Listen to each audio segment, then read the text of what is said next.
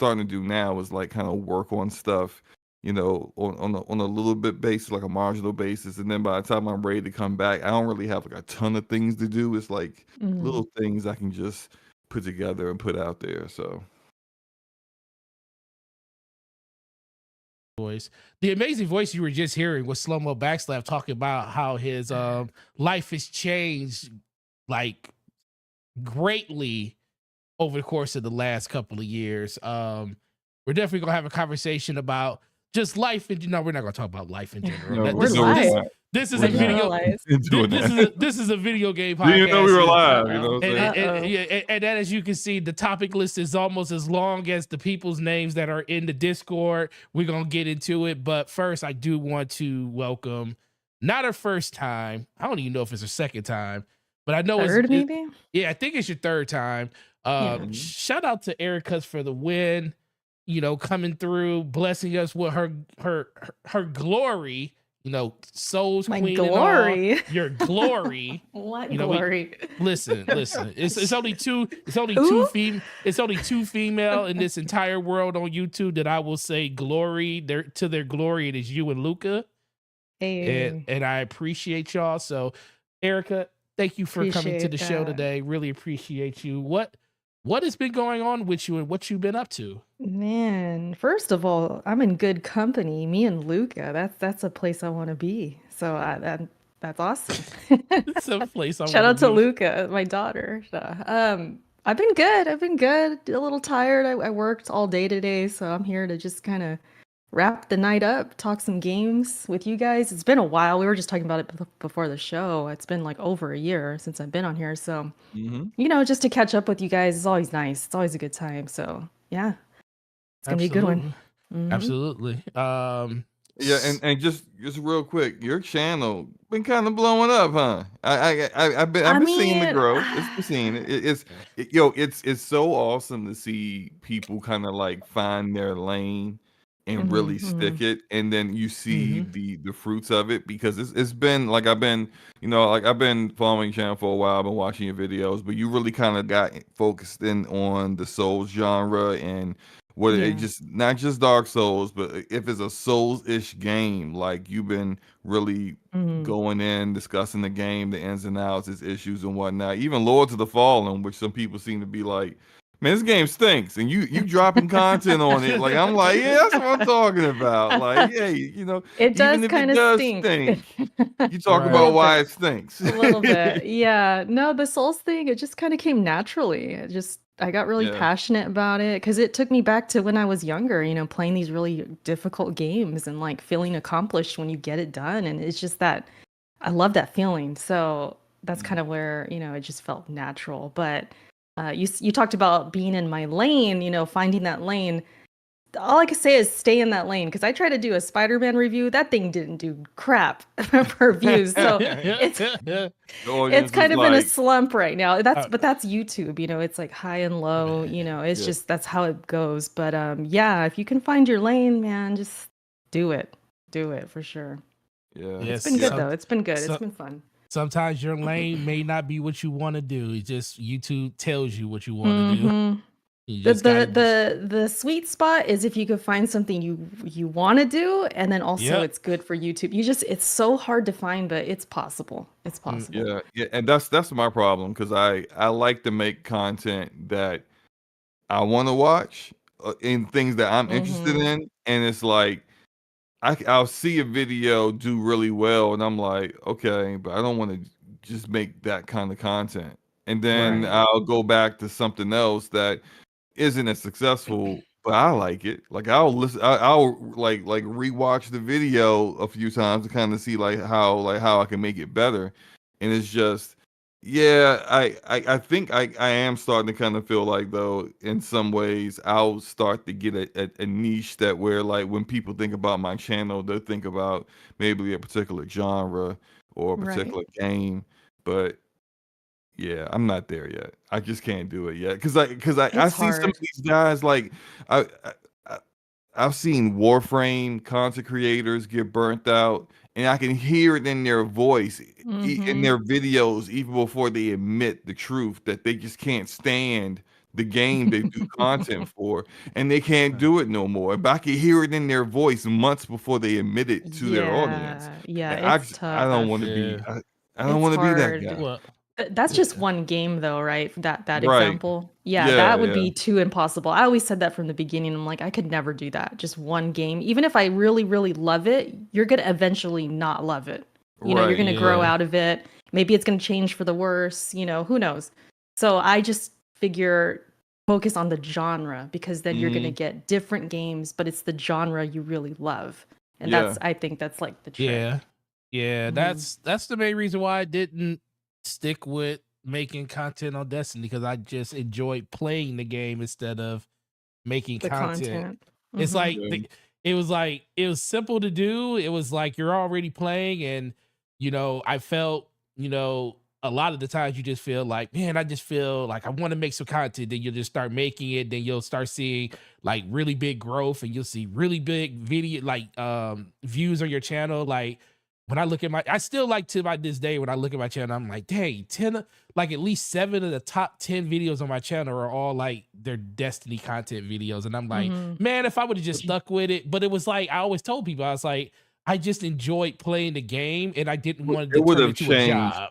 It would have changed your enjoyment of the game Exactly, it would if you were have. making It because then could you have, start yeah. doing things that like you normally wouldn't actually want to do in the game just to kind of give content to the audience, the things they may want to do or they may want to look at or like and it's funny because I think for any content creators that may be listening to this and they may be doing that kind of content or be thinking about doing that kind of content, I'm not saying don't do it for the growth of your channel. I'm just saying to kind of understand like the weaknesses of it, the positives and the negatives, because I've seen like for example like we all know who Skill Up is, but like Mhm. no one knows that like 7 years ago Skill Up was a Division content creator. Like that's Sure the only was. content that was on his Oh, channel wow. was the I didn't even Division. know that. I didn't Right. even know No that. one knows that because he made the transition. But I could tell when he was sick of doing content on that game, when he was sick of the game itself, and he just was done. And I could tell months before he finally just said, I'm good. But the thing is that he had cultivated a community at that point that it didn't matter what kind of content he decided to go do, they were going to be I, watching his content and I there for him because they were at that point they were there for Division content, but they stayed for him. And so I guess what I'm trying to say is that like you can use a game or a particular game, and if you make great content for that game, use that to grow your channel to a certain degree. mm-hmm. But you'll know it when it's time to move on. When it's just you literally are just like struggling to get the Like the passion. the passion or to I rem- just to get up and just be like, all right, I'm gonna do the audio on this video. Here, Yeah. yeah, If another you feel video like for the day. that, yeah, if you feel Yeah, like that, I remember when he that's a made bad that. feeling. I remember when he made that change. He used to do the I think it was Thursday update videos for all of the different vendors inside of the dark zone. right, And right. he would make, and I remember the last time he made it, you could just hear it in his voice, like, yeah, I really don't want to do this Yeah, no more. he was like, yep, here's this vendor. He's Yep. still selling the same hand sock. Yep. Same Yep. hand sock. It hasn't changed. Like actually half these vendors haven't changed any of their inventory over the past week. They're just selling the same stuff. I was just like, But this guess what? dude about But ready to snap. but guess what? In those videos, even with that type of energy, was still getting like Yeah, 150,000 views. because you gotta think about it from the Yeah. standpoint of like the guy who had never seen his video and didn't know that that vendor is still selling the same Same exact stuff. stuff. Yeah. That's It's his like the first video. repetition. Like Yeah, as a yeah, content creator, I mean, it's kind of related, kind of not, but the repeating yourself, to me, that would bother me. Like, oh, I've already said this so many times, but there's yeah. always a new person that is going to hear it for the first time, Yeah. So Mhm. they actually encourage you to repeat yourself, which is Well, that, hard to do, but that's the trick. Yeah. that's the hardest thing is getting over that little obstacle of feeling like you're repeating not only yourself, but you're repeating what everybody else is saying, because Exactly. there's so many Exactly. people that talk about it. And that's the issue I had for a while. It was like you would see all of the bigger content creators talking about stuff, but then it just got to a point where a couple people that follow me was like, yeah, that's cool and all, but we watch your videos for your opinion. So you kind of gotta Mhm. detach yourself, because just like we make the videos, we also are the same people that watch the videos of other people that talk about the same stuff. So in our eyes, we're sick of talking about it, but we got to talk about it because it's something that everybody wants to talk about. But you kind of just got to get out of your own way with it and just say, I'm Mhm. just going to make this video. I may not want to, but there's a lot of people out there that want to hear what I got to say about it, because that was the number one thing. Like when I went live last week, I did the stream about what was going on with Bungie, just because I know a lot of people know I like the game. And it was like a lot of people in the comment sections like, yo, I'm really happy you did this, man. I mean, I know you like the game. I really wanted to know what your opinions on this was. And I'm like, really? I never like, who the heck am I? But it was actually cool to hear. So That's some, awesome because yeah, they probably trust you, and then they know you're gonna give an honest opinion probably, and you right, have experience. You actually play the game, So right, yeah. exactly. Yeah, So Right. it's not just some guy just talking about it because it's a gaming news story. Yeah. Yeah. I Yeah. I've actually been mulling over doing like consistent content for the first Descendant, that looter shooter that's going to come out soon, because I Okay. kind of like Mhm. I liked it, and I started doing content for it. I noticed that the content I've done for it has kind of like really gained some traction, and I was just like, and I could see myself like enjoying it enough, because in both betas I couldn't get enough of playing the game. So I just kept wanting to play it, and I'm just like, but man, I could just easily. I'm just like, I was actually playing with Forte, and I'm just like, yo, I can just record this real quick, and I can use this clip later on for a video, stuff like that. And as I started to go on, though, I was just like, if I really like you really gotta start thinking about like the community that you already have. Do they want to see this content? Are you creating a Yeah. new community? Are you going to split your community? And Mm. then if you do go forward with all that, and then you get sick of the game, how do you go back? It's it's so much tough. to it. Yeah. That's tough. I've been through that too, just thinking like, okay, if I cover this, how's my audience gonna take it? Am I making this for a new audience? Because I'm trying to get new people? Because that's really what YouTube is. It's like your returning audience is gonna be lower than the newer viewers. At least Mhm. for me, that's kind of how my analytics work. So I kind of just went on a run of like, okay, I'm just gonna focus on new people. So when I was doing my Lies of Peace stuff, my Remnant stuff, my how-tos, it was like, okay, I'm gonna make this for like somebody who doesn't know me. Because sometimes when they know me, you can't guarantee they're going to watch your stuff just because they know you Yeah. and they like you. Like you can't rely on that anymore. YouTube has changed so much. Like 10 years ago, it was like that. People would be watching for you, but now it's like no, people want information like that, and that's all it really is. Yeah. It's Also, changed so much. yeah. Also, people they'll like, and I understand the thought process behind it, but it's also doesn't really help you as much as people think. But a lot of people that'll be cool with you would just click on your link, like your video, and leave.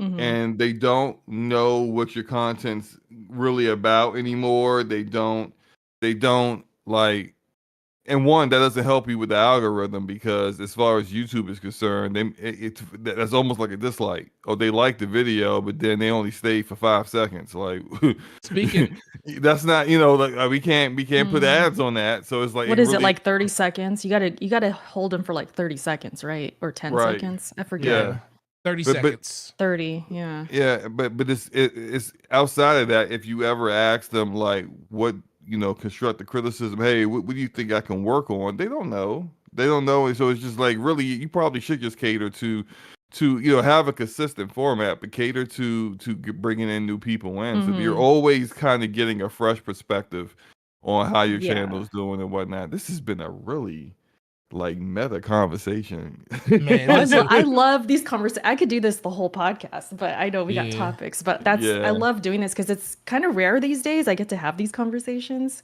So I'm always Oh, for it. I love having these. Yeah. You know, speaking of which, you Yeah. know, things that can grow and kill your channel, slow mo. I was on the Uh-oh. phone. I was on the phone with the great Randall Thor earlier today. Shout out to him. Yeah, And the legend.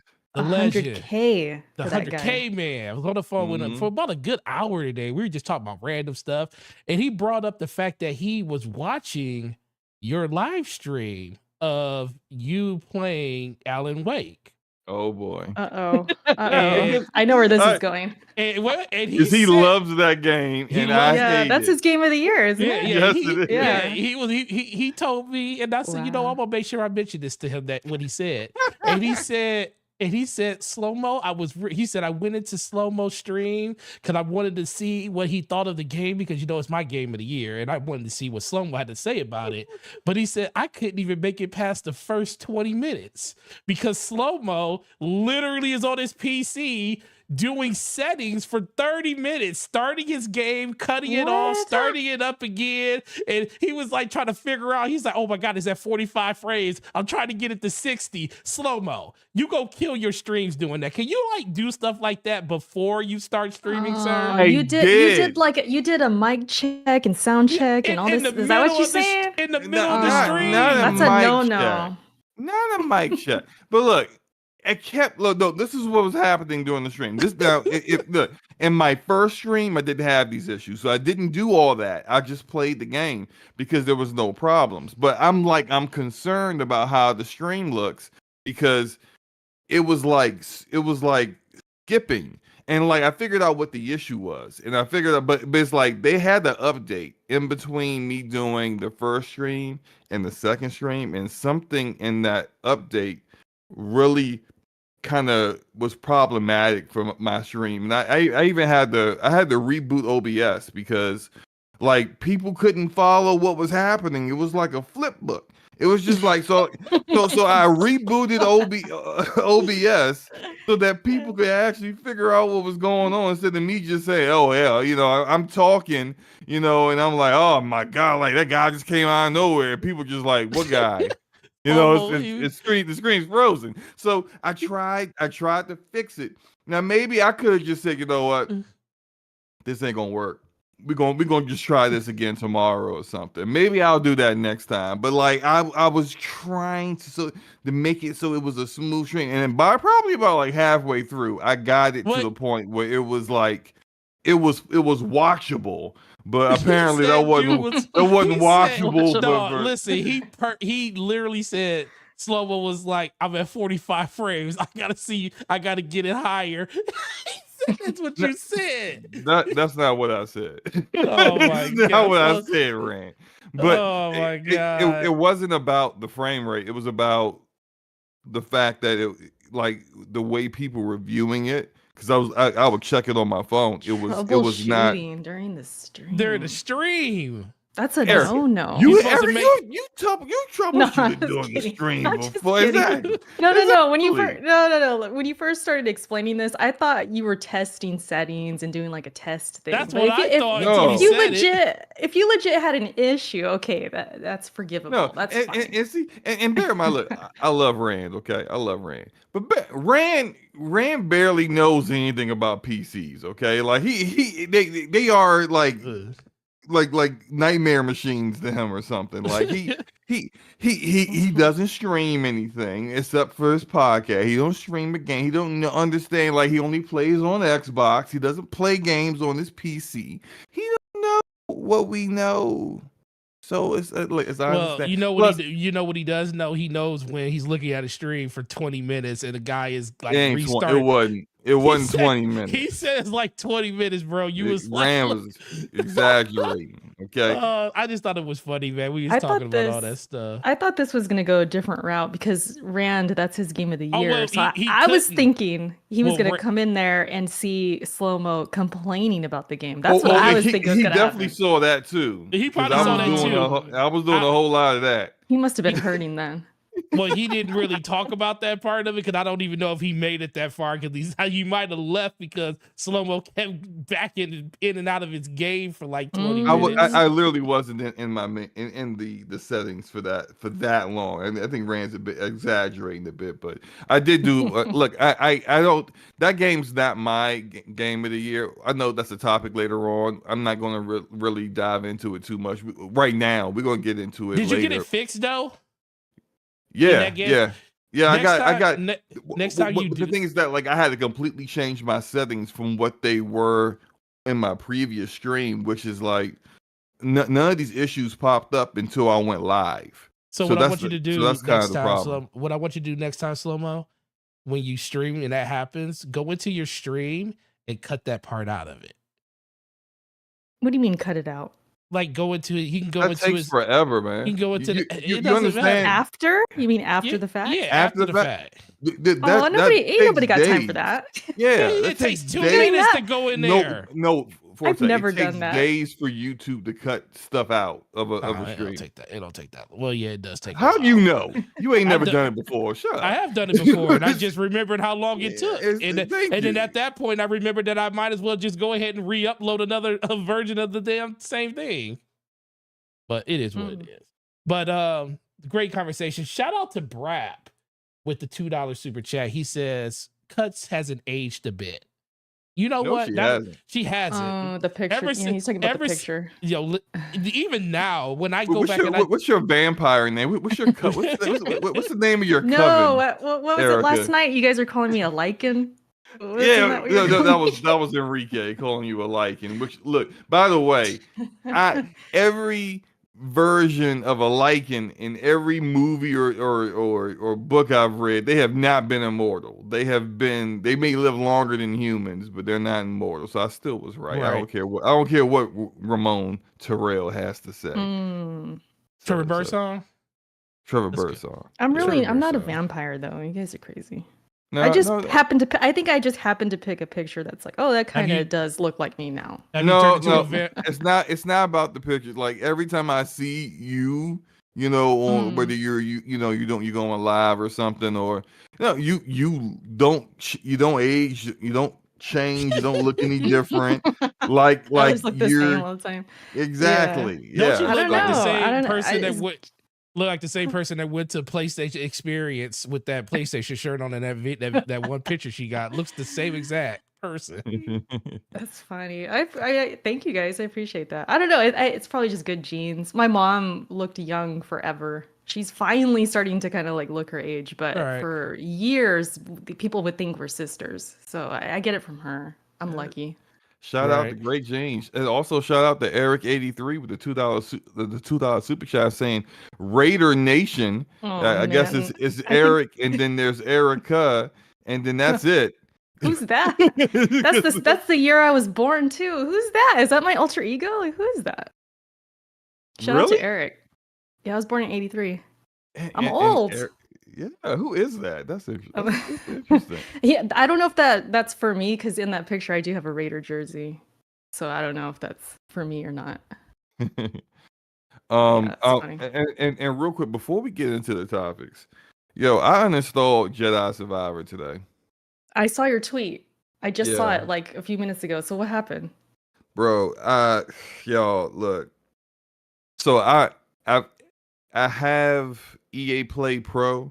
And so I've had the game installed and tried to play it since it launched back in like April. And there's always been these issues with it. It's probably the worst optimized game that has come out this year. And that's saying a lot because there's been a lot of poorly optimized games that have come out this year. Yeah. But they didn't stop forcing ray tracing on consoles until like 6 months after the game launched. The game still has crazy issues. The running animations for I forgot the guy's name, the main character's name, are like locked to a different like frame rate. So like regardless of the frame rate on PC that you're playing at, his running animations is running at a different frame rate, which just makes it just all jacked up. There's all kinds of issues, but like the biggest issue I've been having is that And I didn't even realize this until the third time it occurred. I'm at a point where I'm trying to get back to my ship on a particular planet. And once I get to a certain area, my game crashes. Every time it happens, I'm already kind of not really enjoying playing the game, but every time it happens, I just turn off the game and just go do or play something else. It didn't hit me. That was the third, like what happened today was the third time it had happened. And I was just like, oh heck no. Like and I already kind of know that like they didn't say they were still working on the game. So there are a lot of tech channels that's been like they're really disappointed in Respawn because it seems like they've just decided we don't care no more. We're not going to keep patching this game 6-7 months after we launched it in the broken buggy state that it was. So it's like Dang. I'm just kind of tired of trying to play a game. Really, I'm 2/3 of the way through, so I'm just trying to beat it. I'm not really enjoying myself, and I'm just like, nah, man, I'm not gonna keep doing this. Too many good games out here for me to play.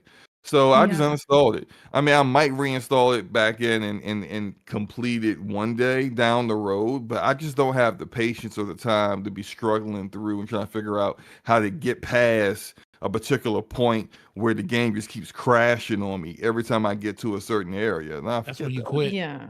Yeah, I'm That's done. horrible. And I thought That's- they supposedly fixed it though. Wasn't there a big patch recently? And they're like, oh, it's playable now. And then I remember thinking It's to playable on myself, consoles now. oh, Yeah, it's a console thing. Okay. yeah. So The not on PC PC then. version, the PC version is still kind of busted. Yikes. Yeah, That's but I mean, terrible. it's at least like it was always very CPU heavy Mhm. on PC. When I built my new PC, it became a way more playable on that one because like I got a 13700K now on my new PC, which really kind of alleviates some of the issues that were there. But the other problems is just that there's so many optimization issues with the game, period. And I feel like they wanted upscalers and frame generation to kind of hide some of those issues. Like even me playing at a frame rate in 1440p at like over 120 frames per second doesn't change the fact that when I run into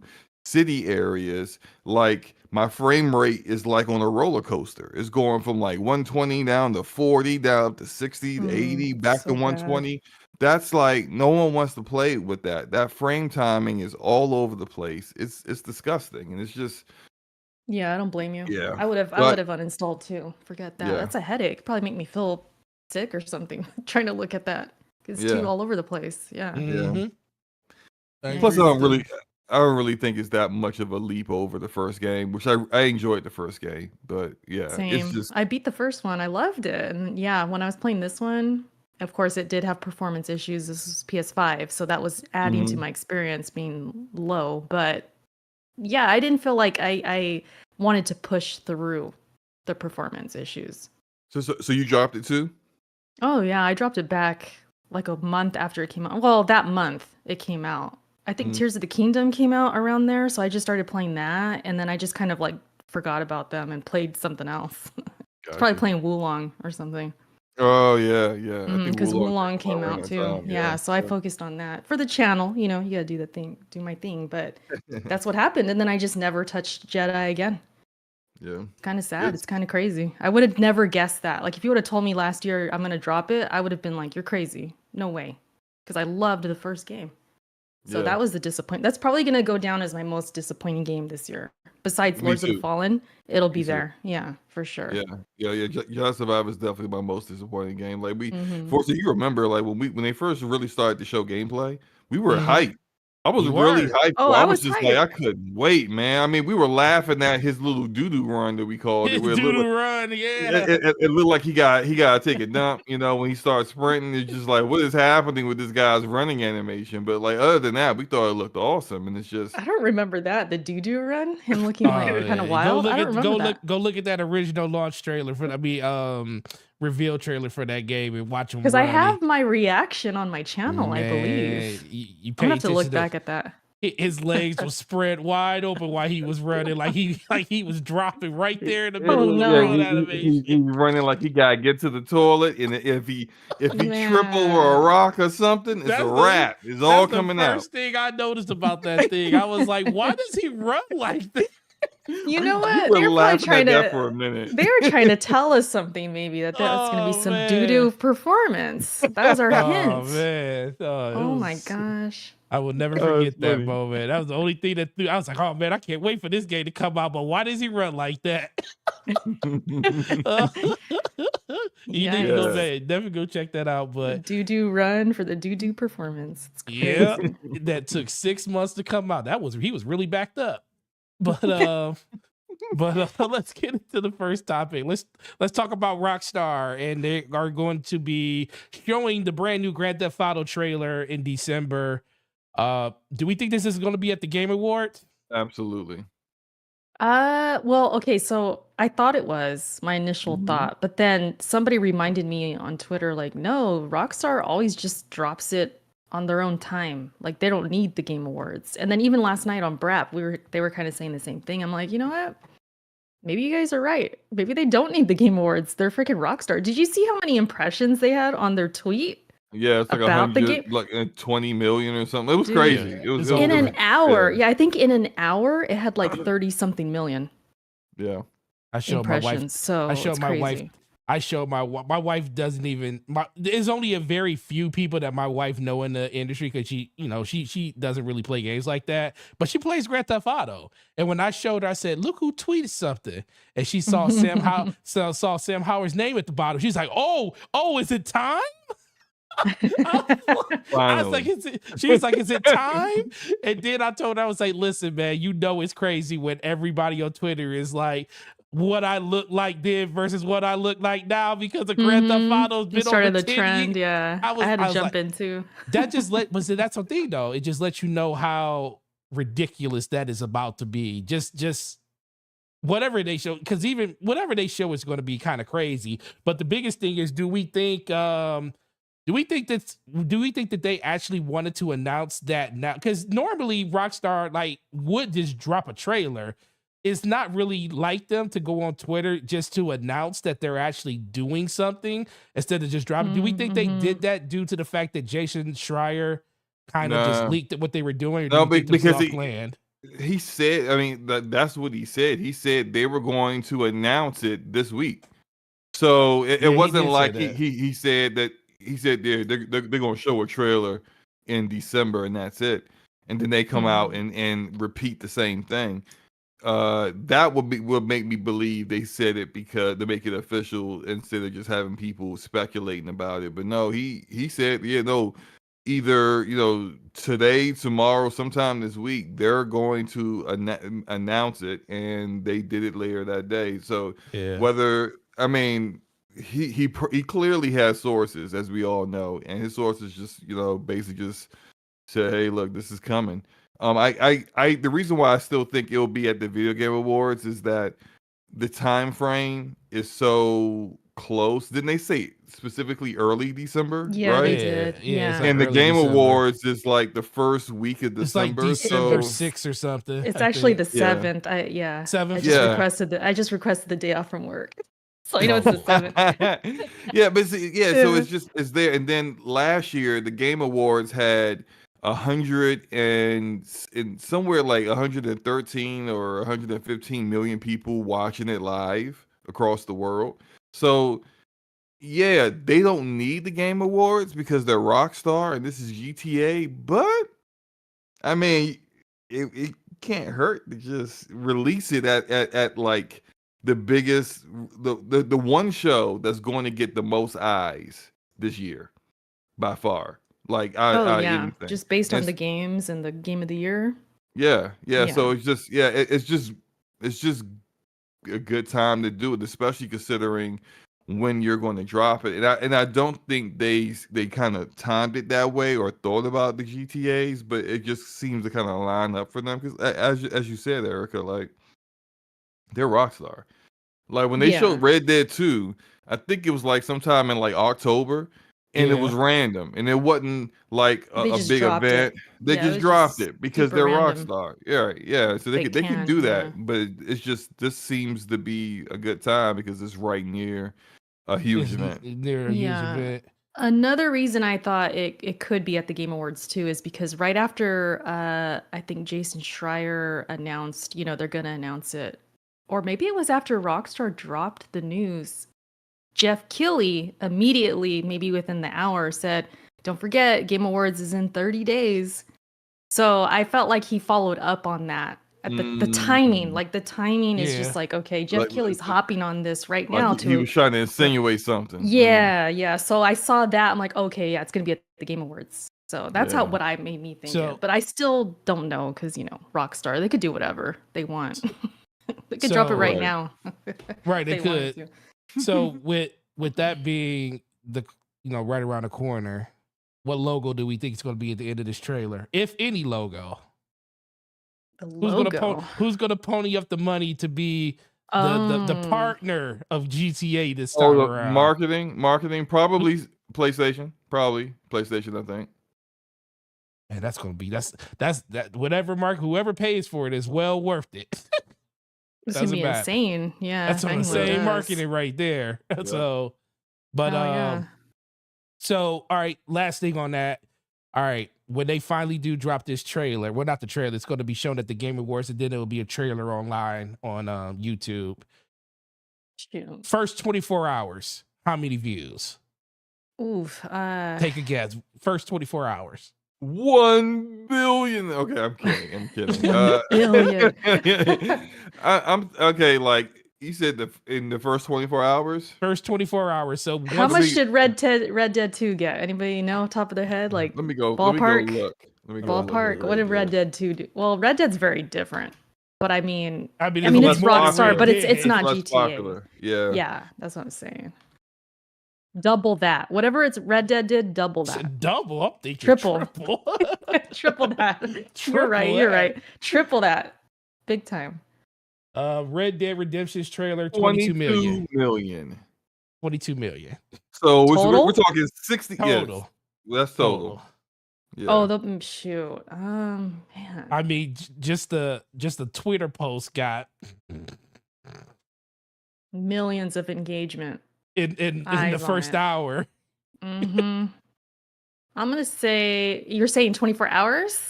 First 24 hours. I'm gonna say 20 mil. Okay, so if we go off of this, That's pretty let's go- high. That's actually really high. Let's go off of this. So trailer 1, the initial trailer 20 got 22 million. The second trailer got 13 million. And the official third trailer, the last trailer, got 37 million. Damn. Total. Okay, each so one. in 24 hours, I'm gonna say I'll say $1 million. I'll be conservative. I'll say about million. maybe like 3 million. 1.2. First 24 hours. Something like Yeah. I think the internet's we gonna do have a break that super chat down. though. Yeah, I get it. Shout out to Face 23 BKNY with the 20 spot. Really appreciate the colors on the screen, bro. GTA 6 coming out the same year as PS5 Pro, coming out November 2024. If it's 60 FPS on PS5 Pro and 30 FPS on the Series X, it will be a really bad look for Xbox. It would be, but I got something else to ask you about this. Are we going to get the typical Rockstar response and no PC game no PC at launch? Yeah, GTA? I think probably. that's their cadence. They focus on console first, and then they do an amazing PC port that buries people's rigs, whether the most powerful rig in the world, puts it to his knees, because they're very like forward thinking with how they want to look at all their games. Their games are played for years and years and years. And they want to kind of make it so that, like, technology wise, it may be really hard and demanding to play that game at launch. But 5 years from now, people are going to say it still looks good or it still runs well, whatever, with whatever current, technology or current, rigs that people are using at that time. I think I think you're being. I think Face is being a little. Uh, I this is Rockstar, buddy. Rockstar baby. Uh, when Red Dead 2 came out, that was 30 FPS across the board on the hardware that was out at that time. Yeah, that's right. They Yeah. and that game still Red Dead 2 still looks great. You play it on PC right now, it looks amazing. Beautiful. Um, you're getting 30 FPS across the board for everybody. PS5 and and you might get like a VRR 40 FPS mode or something like that, to kind of smooth things out and give you a little bit more frames. But they're going to try to really like show out as a graphical showcase. They want people to Yeah, it's all remember about who the they are. graphics. Yeah. Detail, And attention to detail, all that. also ain't no way it's coming out in November 2024. Like like Yeah, that would be Rockstar will insane. yeah, Rockstar is going to have like it's probably a good 2 or 3 years away, honestly. Like if they're showing it now, probably a minimum 2 years. You're looking like 2025 when it actually does come out. But when it does come out, like I'm you guys on consoles just understand it's a console, okay? It's not supposed to have all the bells and whistles. It's not supposed to look uh to run the absolute best because it's a device that has limitations built in. It's supposed to. So just don't be upset when you're at 30 FPS across I the don't think board. people are gonna even care. They're not gonna care. No, they won't because Like it's gonna sell. It's gonna sell GTA. insane. Yeah. GTA 5 is like the best-selling game of all time, isn't it? Right? Or is it Minecraft? Second, No, it's Minecraft second. is. Okay, Minecraft so is. after It's second to Minecraft. Minecraft. But that's But insane but for a game like that. Minecraft is everywhere, and GTA 5 is only on consoles I and think PC. they said GTA's at one point like 155 million, where Minecraft's over 300 million, Yeesh. something like Yeah. that. It's something Yeah. stupid. Insane. Looks like that. What $2.6 billion they gave Notch was actually worth it, huh? Mm-hmm. Crazy. I say 24 million in the first day. I think I'm just saying $1 million an hour. But if you kind of contrast that versus trailers, like the most viewed trailers that come out in the first 24 hours, Spider-Man No Way Home was the highest on YouTube at 355 million views in the first day. Wow, Dang. really? Yeah. Spider-Man. Good Yep. grief. So back in August 23rd of 2021. Now the trailers did not reveal that Tobey Maguire and Andrew Garfield were going to be in the movie, right? No, that was something that was found after the fact. Right. So wow, even without the massive cameos, it And did then that. That's crazy. yeah. So, yep. Oh, that was the teaser trailer. That wasn't even the main trailer. So that's just let you know how crazy it gets from there. But yeah, can't wait for that, man. My wife is super excited. I'll get it on whatever system. She did say, I said, thank God I got all the systems, so you don't have to take them all away. She said, I think I want to play it on PlayStation this time. I said, good by me. That's fine. And I will buy it for you on PlayStation. She still plays they play like once a month on a Friday. They go on GTA Online with her and her friends. She still plays GTA 5 all the time online. Most people don't know that. Yeah, I used to play it like I think for a good 2 years. It was like one of the very few games I just play I only played GTA Online and Borderlands 2 for like 2 years. It's the only 2 games I played with me and my friends. But like what I'm really hoping is that and I hope that they have a better system of allowing people to kind of transition things. So like because as far as I know, they never implemented cross save for GTA Right. Online. So I hope that cross save and cross play are things that will actually be supported this time around because now they're pretty much every multiplayer game has it. Like you if you don't have it, what the heck are you doing? Kind of deal. So I hope that's something that they're implementing. But I'm also kind of excited to see what they're going to actually have that's innovative. Because if you think back to 2013, Like there are so many games now that are doing the things that Rockstar did with GTA Online, but nobody was doing that stuff back then. Nobody was saying, "Hey, look, we just going to drop free content in here. We don't care." And everyone else would be like, if they gave you some kind of expansion or DLC included with like some kind of online platform, you definitely had to pay for it. Rockstar was like the first ones, just like, nah, it's free. It's a massive, massive update because they knew that they're making so much money outside of though just charging you just for access, and they didn't want to split their community. It was smart. It was smart moves. In addition to just how they had that entire open world working, so I just really excited to see what they have in store going forward because it's going to be pretty good. Right. It's gonna be insane. Mm-hmm. It is going to be insane. So Mm. speaking of insane, great Uh-oh. segue. Let's talk about this whole third party accessibility, being able to play with cheating software and stuff on your consoles, and Xbox not doing anything about it. This is something that came from Jess Corton posted an article about Xbox not banning, and someone's going to appreciate this because we had a really, really good spirited conversation about how this isn't going to be a thing and how it's going to disappear going into with them being able to disable these the functionality of all of these different Zims and Cronus Maxes and stuff. Well, Slow-Mo, looks like you were right because it's not that Xbox can't detect them, it's that Xbox doesn't want to stop people from using them, it seems. And which is interesting to me, but going off of Bro, I was hot.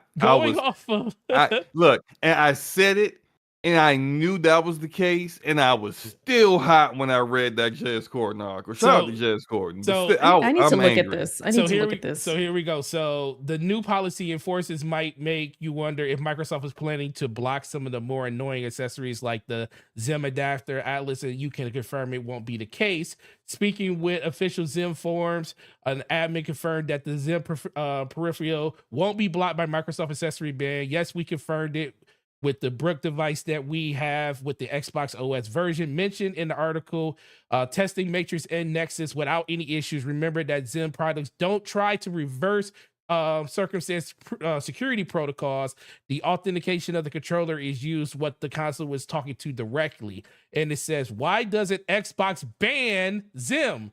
Indeed, we mentioned this on Twitter. I doubt that Zim keyboards will get banned as a result of these new policies. I suggest that Microsoft, in fact, cannot detect these devices, only that how they work. However, a couple of sources at Microsoft familiar with Xbox's hardware reached out and confirmed to me that this is not the case. Microsoft does have APIs and have previously developed features to allow the detection and blocking of Zim hardware and similar spoofing adapters.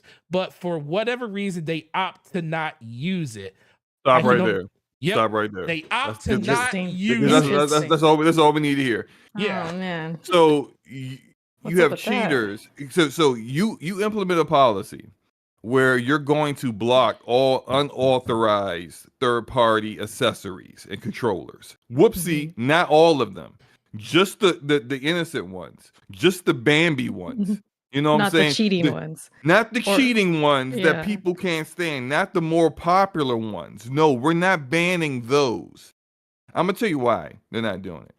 Why? And people got mad at me. Some people got mad at me for saying this. They said, "Oh no, Slow-Mo, that's not it. They really want to fix this." One, we don't even know when they implemented. They created the APIs to be able to block this. It probably wasn't last week. It probably wasn't last month. Zim and Chrome, I've been hearing about these devices being used in games that I play and ruining my gaming experiences and whatnot as far back as like 2018. So at least 5 years, this has been a problem. So we somewhere in that 5-year time period, they came up with these APIs and they could have blocked this. They're not blocking it because they want money, not money off of the licensing of because they know you're never going to get Zim, the makers of Zim and Cronus, to get an official license. No, it's not happening. No, they don't want licensing fees off of the sale of these things. They know that the people who use these things buy their games too. Mm-hmm. And these people, these losers who can't play multiplayer games without having a massive advantage because they suck at life. These These freaking people, cheaters, man. I still these don't get cheaters, why people yeah, would cheat. It's it's just stupid. weird to me. Yeah, it's so stupid. Self-confidence. Yeah, they have none and they have no skills, and so they don't even attempt to even develop skills. They Like, just what's the cheat. fun in that? I always wonder that. Like, oh, how is that even fun? It's just But weird to me.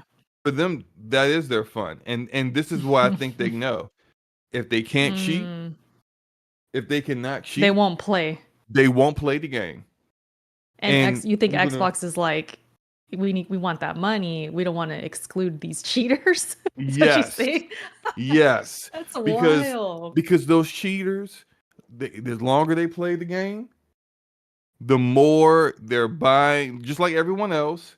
Buying games on the They're like, console. let's take Call of Duty for example. The more that, oh, there's the Spawn battle pass, I'm gonna get that. Oh, there's Nicki Minaj, I'm gonna get that. Mm-hmm. Oh, there's Lara Croft in the game now, I'm gonna buy that too. They buy all that stuff as well, just like the actual legit players, and they don't want to miss out on that money because if you ban them, they don't want to play your game. They don't want to Right. get good. They don't want to learn how to play it legit. They don't want to do any of that. They're just going to go find another game or another method of cheating. And so instead of doing that, what they just choose to do is not block them. And I 1000% until I see them block Cronus and Zim, this is exactly the reason why I think they're doing it. Because there's no other reason why you will go out, actually choose to block third party accessories, and then But decide not not to block those. this, but not Yeah. those. It makes no sense. That is sketchy. Like, yeah, there's really no explanation for that. Yeah, it's all money driven at this point. Like, Cuts, what is your overall thoughts about it? Cheaters are losers. Like, I still don't understand why you want to cheat in a game, but they do, and I don't know. I don't know if Slow-Mo's right, but if he is, I mean, that's kind of wild. If Xbox really is gonna just look the other way and think, well, they're giving us money, we're gonna just let them rock. We're gonna let them cheat. I don't know. That's just weird to me. But I don't know. When I first heard this news earlier, I didn't read the article. I didn't know what was going on. I just heard disability accessories, right? And I thought, well, that's kind of a bad thing. I mean, I'm thinking it's accessories to help those who need it and they're maybe disabled. Maybe I heard wrong or I read it wrong or I wasn't sure. That's what I thought this was about. But now I'm hearing they're blocking those, but then not the ones that account for cheating. So Well, it's they're weird. yeah, well, they're blocking the accessibility controllers and stuff. They're doing that because they have their own, and the only Right, and the only that makes sense. and the only controller that is an accessibility controller that actually has that designation of made for Xbox is theirs. There's no other accessibility Yeah. controller that has that. So Which is a even great controller. I always, praise them for that, like for doing that, which is yeah, awesome. But yeah, it just does look sketchy that they're not disabling across the board. yeah. Well, as soon as I read it, I was like, "Come on, man! Do you know how many of my multiplayer games I felt like I was terrible?" And that's the thing. It's like the thing about cheaters in games, especially when the game first comes out, because you really don't know who does what and what's going on because everybody is still learning the game. But if people are cheating in the game because these are not detectable at first, or you just choose not to detect them, it just makes your experience feel bad. Like, there's been media games that I quit playing. Like, matter of fact, that's like one of the main reasons why I stopped playing Halo Infinite at first. Because of these, not even because of cheaters, but it was because the desync was so bad. It felt like, okay, either I'm bad at this game, or the desync sucks, or there's cheaters in this game. It's one or the other.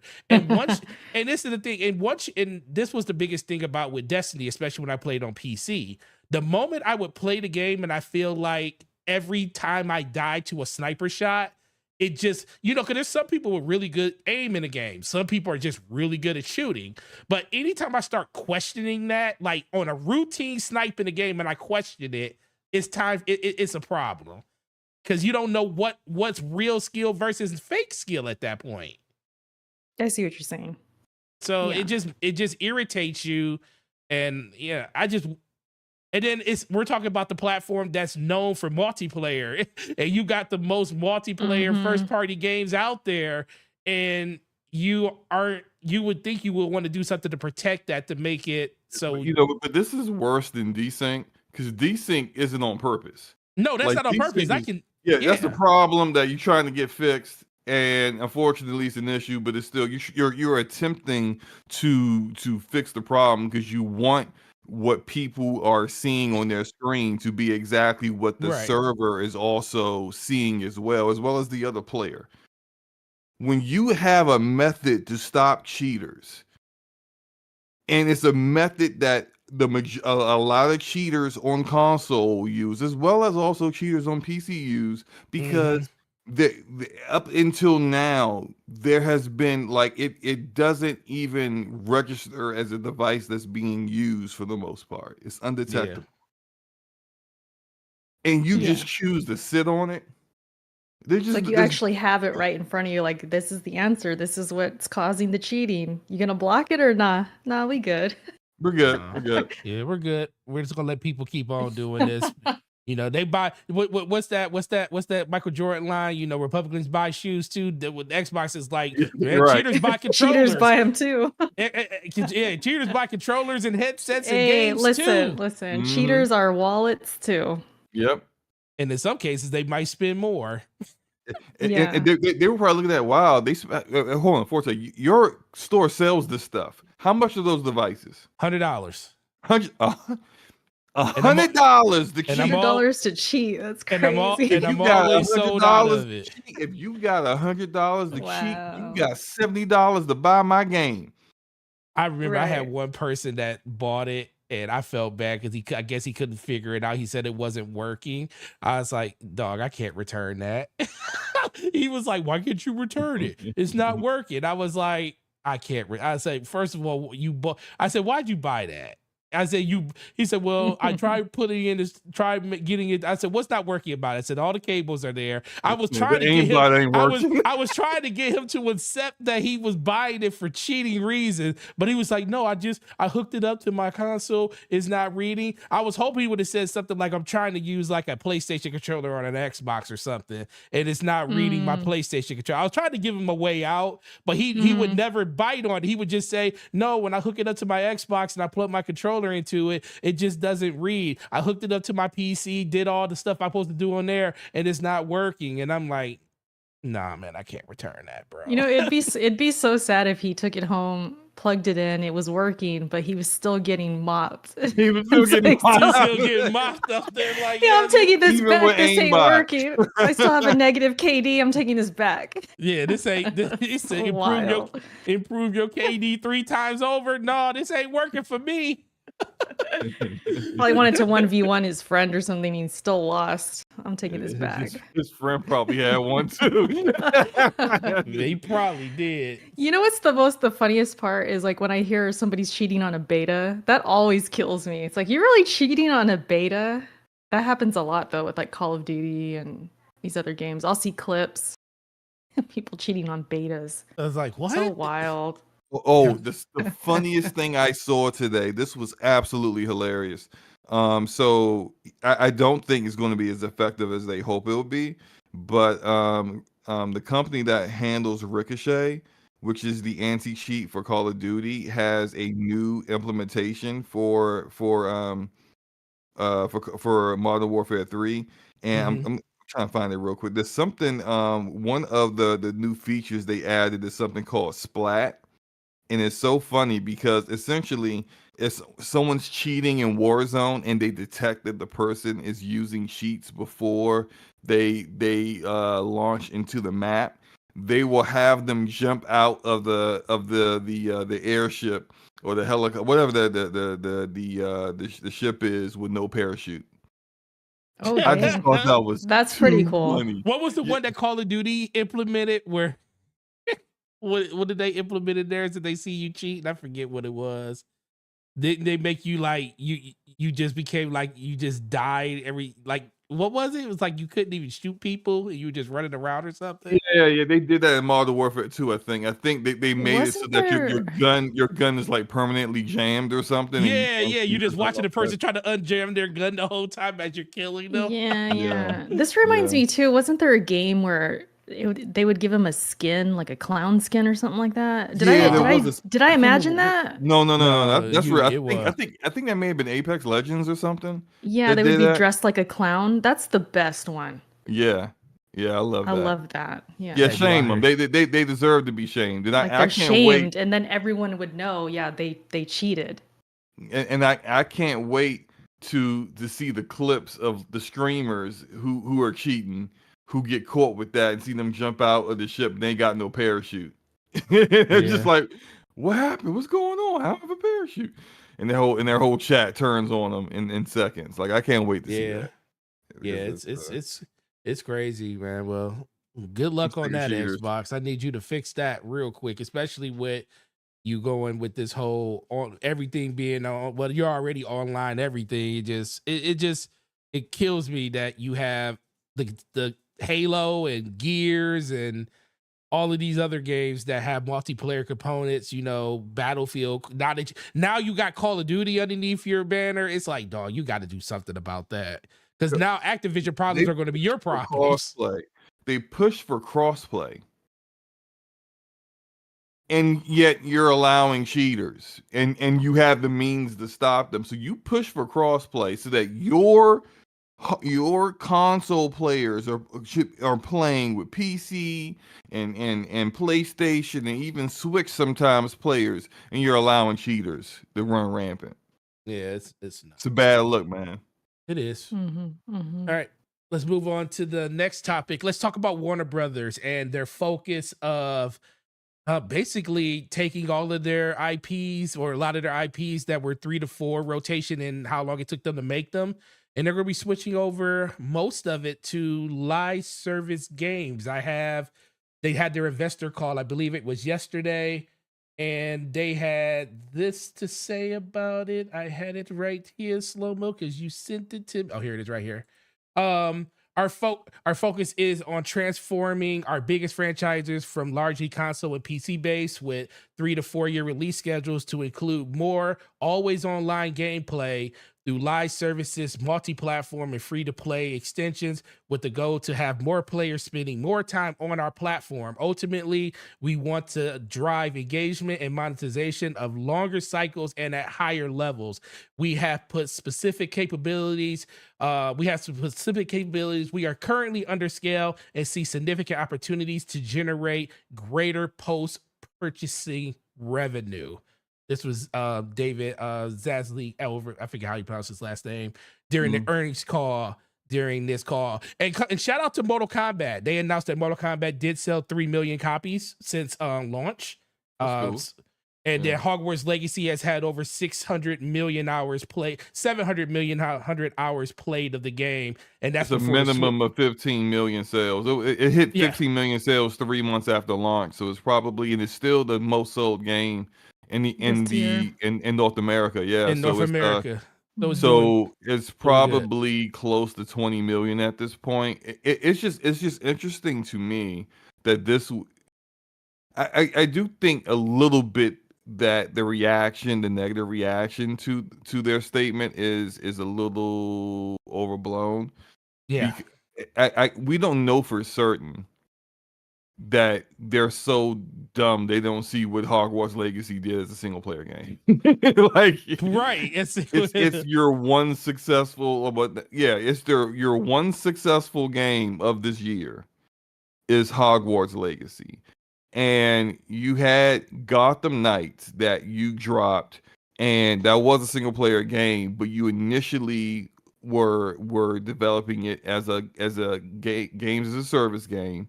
You got afraid when Avengers bombed, and then you decided to strip out all of the actual monetization aspects of the game, but the foundation and game design of the game was still live service games as a service, and you can tell when you play the game, which also I think kind of hinders the experience. You got Suicide Squad, which no one is really happy about the way they're implementing a live service for that one. It's just like I'm hoping that, and I'm not saying there's something wrong with doing live service because I play multiple live service games. I'm not a hypocrite, but I'm hoping that they are at least understanding that they can't go all in on live service. Like you would be pretty dumb of you to do that when your most successful game in the longest time is a single launch this year and is a single player RPG. Like, hello. Like Mhm. you need to have a balance. And I think all publishers should have that kind of act. Like, yeah, push for a live service game. If you get a successful one that really catches on and you cultivate a community with it, you're going to be able to support so many of other games and other developments and allow yourself to really take some risks that you normally wouldn't take because you may not have had the margins for it. But don't make that everything you do. Like you've got really talented developers that are good at doing things that aren't GAAS. So allow them to cook in the way they cook, and then also find someone who can actually do this other live service stuff that you want. So Right. You want- yeah, Like a good balance. I'm with you on Yeah. that. yeah. I got something I want to add to that, but go ahead. Cuz what you got? I'm kind of just piggybacking on slow-mo. Like, yeah, I agree with that. I mean, even when it comes to the Sony situation too, which I think we're going to talk about the whole delaying of the gas and all that. It's like if they could come up with something decent, yeah, run it, make some money with that. But of course, you're not going to stop putting out the bangers either. You're going to still have your single player games, and I mean, it's just a different climate now. It's the Fortnite Apex climate, you know, and these games as a service is a thing now, and that's where the money is. I mean, clearly. So they're trying to get the next one out there, and it makes sense. You know, I know a lot of people don't like them, and I understand, but I mean, that's what it is now. That's the time we're in. And it's just the reality. But if we can still get the Hogwarts and the games like that, I'll be happy. I'll be happy with it. Yeah. So this is what I want to ask, and this is on topic, slightly off a little bit. We were talking about this with PlayStation. You know, if you listen to the earnest call, they're very, very happy with where Hogwarts is sitting at for them. That game reportedly was $150 million to make. 150. Mm-hmm. So close to 15 million copies. Now we have, you know, contrast that with PlayStation. Last of Us 2 was 200 million, and I believe Horizon Forbidden West was 200 million too. To make? To make. To develop, okay. Yeah, to develop. But it seems like that's too much for them to sell. I'm just trying to figure out where the disconnect is on, is it just the overall thought that PlayStation feels like their games selling at what they sell at? Like Spider-Man, I don't even think Spider-Man cost that much to make. That was 20 million. I forget what Horizon and stuff came in at, but it just seems like why I always felt like Sony just needs to stick to what Sony's good at. That's why, you know, I don't have a problem with them doing live service or anything like that, because I feel like everybody should have at least one. But the giant pivot to it, I felt like was like this, and we're going to talk about that later on too. But the giant pivot was kind of like this thing that I felt like, why? Your bread and butter is single player live action, well, not live action, but single player games with a high budget in cinematic quality. And you have a developer or a publisher in Warner Brothers right here, 150 million. Yes, that's still 50 million less than what they did for Last of Us, but it seems like they're good with 15 million sold, and they're not even done. I mean, because the Switch version hasn't even come out yet, which comes out next week on the 17th. It just feels real That's weird probably when gonna sell like crazy, even though it's gonna run it's horribly. gonna run like dog crap, but I've seen pictures of it. It's gonna run like dog wild. crap, but it's just real interesting when you sit and you think about one developer, and it's like the opposite of Square Enix, where they talk about 8 million for a Tomb Raider isn't enough.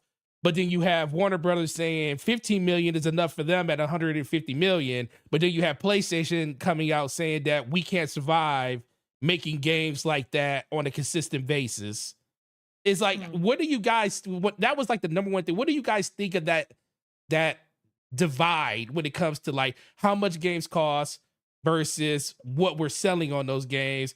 And do we think there is a happy medium at there, or do we just think that PlayStation just doesn't want to keep making games that's $200 million?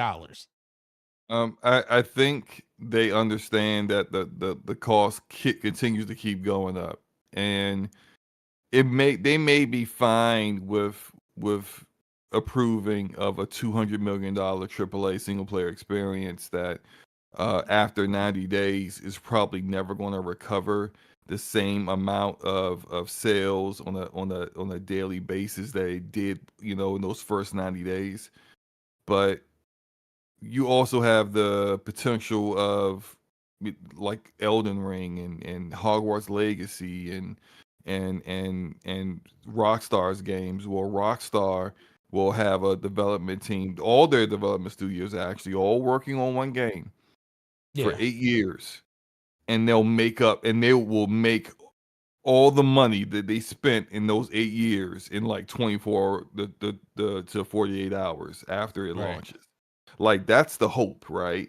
That like you make it all back very quickly. But if it doesn't happen, if it's I don't know how Ghost of Tsushima sold. I don't think it was as expensive as some of these other games. But let's say Ghost of Tsushima this is just an example, didn't make back its money very quickly. Like that's a huge risk. And from that studio, you weren't really generating any kind of revenue to go towards the bottom line for all the years they spent making that game. Like, of course, you see these other games out here where they're like they made a game for less money. They used more studios, but like the game had a development cycle that was shorter. They come out, they launch a game, and over time, it's still selling or generating a ton of revenue because it's a live service game where you're just dropping more content or making certain changes to keep things fresh, and you got a consistent community of people who are there for you, buying skins, cosmetics, emotes, whatever the heck else. Any partnerships you do, they're jumping in, they're buying that stuff. Like, everyone sees that and they want it, because it's far more profitable for them when they see other people do and what other people are enjoying than the old traditional model of here's my game, please buy it, and that's it. All the money is up front. And yeah, I think they, especially Sony, because Sony's games are expensive. They're using, motion capture and performance capture software, and everything is, they got all these like big actors, and super highly cinematic, and the visuals are amazing. All that stuff takes a while. Like freaking The Last of Us Part 2, it was 2,000 Motion developers. cap. Yeah, motion capped out the wilds. Everything was motion cap. Everything, they got so many animations of just opening the door. Just hey, if the animations is ridiculous in that game.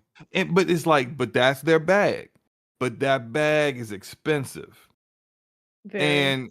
And if you can, I saw what they tried to do. They tried to throw a whole bunch of live service stuff at the wall and hope one of them stick.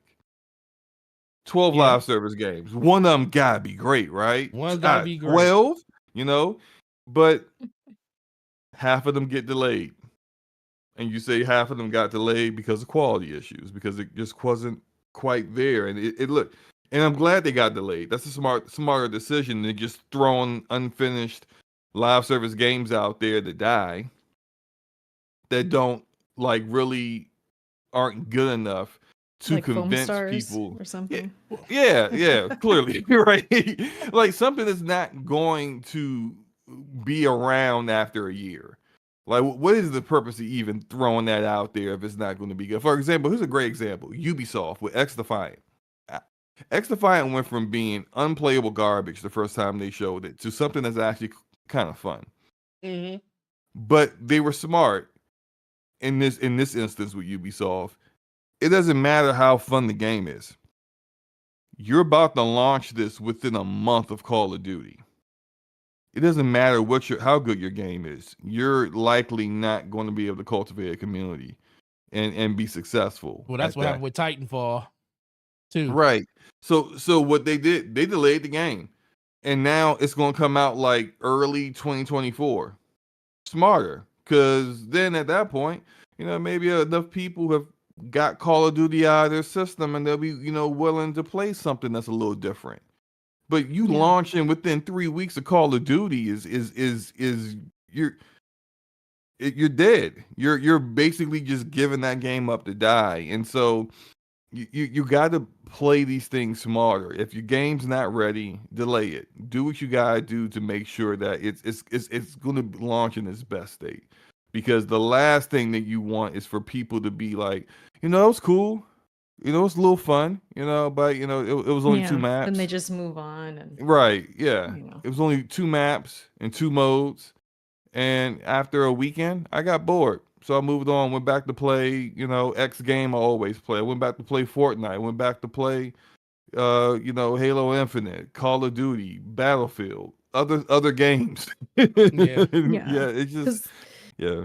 right. I mean, there's that small chance that I could launch and not do that well, and then it has a comeback. Like we've seen it with Sea of Hmm. Thieves, right? Something like Right. that, where maybe streamers pick it up, gets word of mouth, but it's so far and few between, and the odds of that, I mean, that's too risky. You got to come out swinging. It's got to come out hot. It can't just be some game that, oh, it has potential. It was cool, like you said, it was cool for a weekend, and then maybe I'll come back when there's new skins or something. But no, it's got to hit. It's all about that game loop. You need something that's addictive and Hmm. something different and unique. And yeah, like you said, you put out a shooter next to Call of Duty, it's gonna get it's gonna get washed. Yeah. So yeah, it's just all about being smart. Like you said, delaying it if it needs to be, picking a right date for it to come out. Release dates are super important. Super important. So that's a big deal too. By And, far and the most important thing, honestly. and imagine you launch a game. Like take multiverses for example, because we were talking about WB, right? We were last topic was about WB. They launched multiverses. Its first month, no other game could want a better first month than Multiverses had. It was the game to play. But then they didn't really have nothing else for you to do. And they didn't really have like a good roadmap of content. And after a year, the game's Yeah, already getting that shut down. roadmap, the roadmap is so important. I remember that was hot for a minute. People were all playing it. I never played it, but it was a big deal for a couple I weeks, tried it and then it for just kind of died. Yeah, I mean it's a Smash Bros clone. So it was just like it wasn't Yeah. really for me. I tried it for a weekend, played it with a couple people, had a good time, but I was never going to stay on it. But people love Smash Bros, and if you have a similar fun format with just different characters that are popular, yeah, I can see why it got greenlit. But you just gotta have content to kind of keep people engaged, and when you don't have that, it's a wrap. Hmm. Look, Yeah. I mean, we see That was Anthem. the issue with Halo too Oh yeah, for a while. no maps. I Yeah, mean, definitely. they didn't have modes that like are always in Halo at launch. They didn't have that. They were this Halo Infinite has had the slowest rollout of new maps out of any Halo, and outside like the issues that Forte brought up earlier with like desync and stuff like that. I They, remember that. I yeah, remember that was a big issue. Yeah. so focused on trying to get people to buy skins or armor coatings. Dusty skins at that. Yeah, dusty, dirty looking skins. Got my armor looking all scratched up and What's like going on here? the only skin you could get that didn't have your armor look like it was drugged What's the behind esports a truck skins? for like 5 Oh, miles the was the esports. I esports had one of stuff. those. And then the Yeah, I had cat one too. ears. I did the cat ears. And you do you remember the pricing for them was like $20. It was like Yep, $20 I for remember that. one armor coating that only worked for one armor core out of all the armors that you have. Yep. Now if you look at what they're doing now they have multi cores. So you'll get an armor coating. It works for all your armors. And it's $10 now instead of 20. So they cut the price in half. It allows you to put it across all your armors. But like that should have been like a very quick adjustment. Like that's something that people were complaining about when the game first came out. You could have just made the decision on that and within a month Mm. have changed that, but instead it was like you took 2 years to Yep. finally come to this decision. Maybe the pricing would have taken some, gotta talk to leadership about getting the prices down. But at least allowing what I spent $20 on to be used on all the other armors I have should have been like an absolute no-brainer. And these weird decisions that these companies make. Look, to go back to Sony, it's good they're delaying their games because Mhm. you got to nail this stuff down before launch, and you got to be agile enough that when you may have had some well thought out, or you thought well thought out decision making on a particular way of monetizing a part of your product, but when the game launches and the players are telling you no, we don't like this, you need to pivot quickly.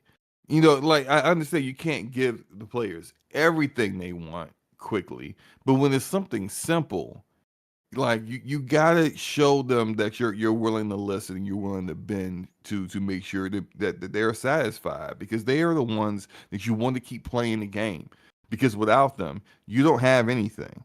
So if you're not satisfying them every time, and Forte can back me up on this, every time we've seen a live service game die, it's because they have listened to what the community said, and they told them we know better. Facts. Listen to us. Facts. We hear you, but we ain't changing nothing right now. Mm-hmm. Okay, all right, well we gone. Peace out. Good luck. And It's you like when don't they get those say people that. back.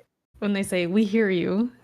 Like, Yeah, as soon as you see those words, that seems to be we hear you. the yeah, like just that PR just nonsense, They come with that all the time. Yeah, as soon as they say that, I know what follows afterwards is going to be some BS. BS.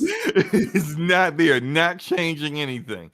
And I've seen, look, the big time division head over here, the entire division community was mad at Massive Entertainment for basically throwing away everything they did in Division 1 to make Division 1 great after it launched great and then lost like 90% of all its players within 2 months.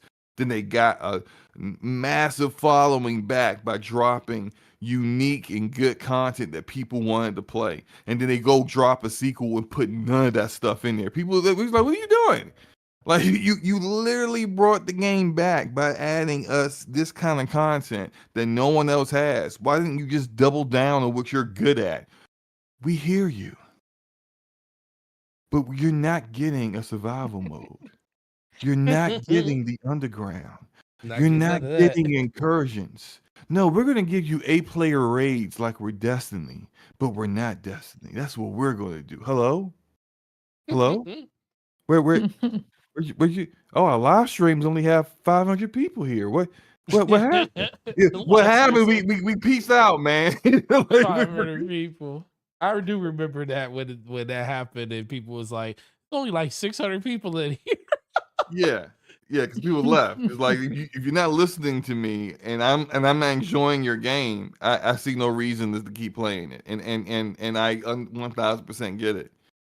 And it's Yeah. something that's going to happen all across the board. I hope Sony sees that, understands that.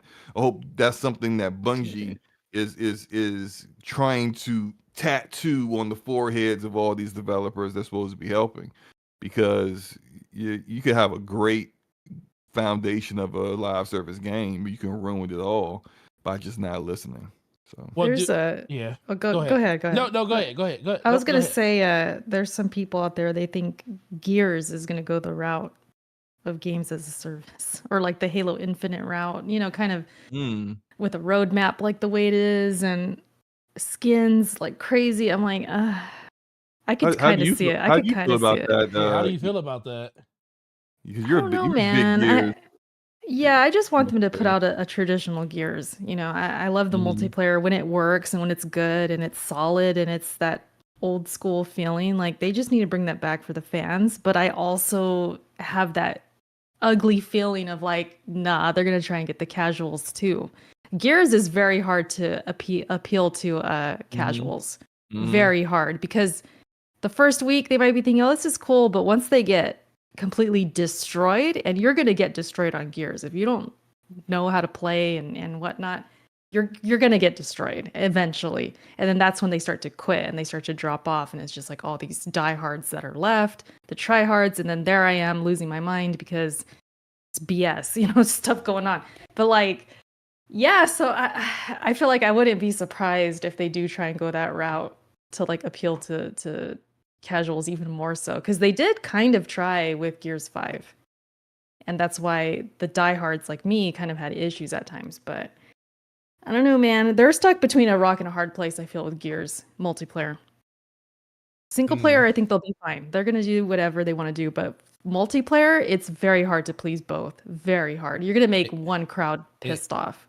And the casuals aren't going to stay anyways. So you might as well just appeal to your diehards. And to your point, the 221 people currently on Steam playing Gears 5, the 30-day average is 222. So that lets me know that 221 people, that's the hardcore. It's gonna be, it's super sweaty in there if you try to jump in there on Gears 5 right now. Oh, I haven't played Gears, sweaty. dude. I haven't played Gears 5 in like 2 years. No joke. Man, it's been a while, sweaty but in there, man. even when I was playing it, I mean, it was mad sweaty. I also like. I agree. Kicking back with that game. I agree with you, Erica, but I also kind of feel like when it comes to the campaign, that I think their little decision at the end to choose either JD or Dell is going to backfire on them.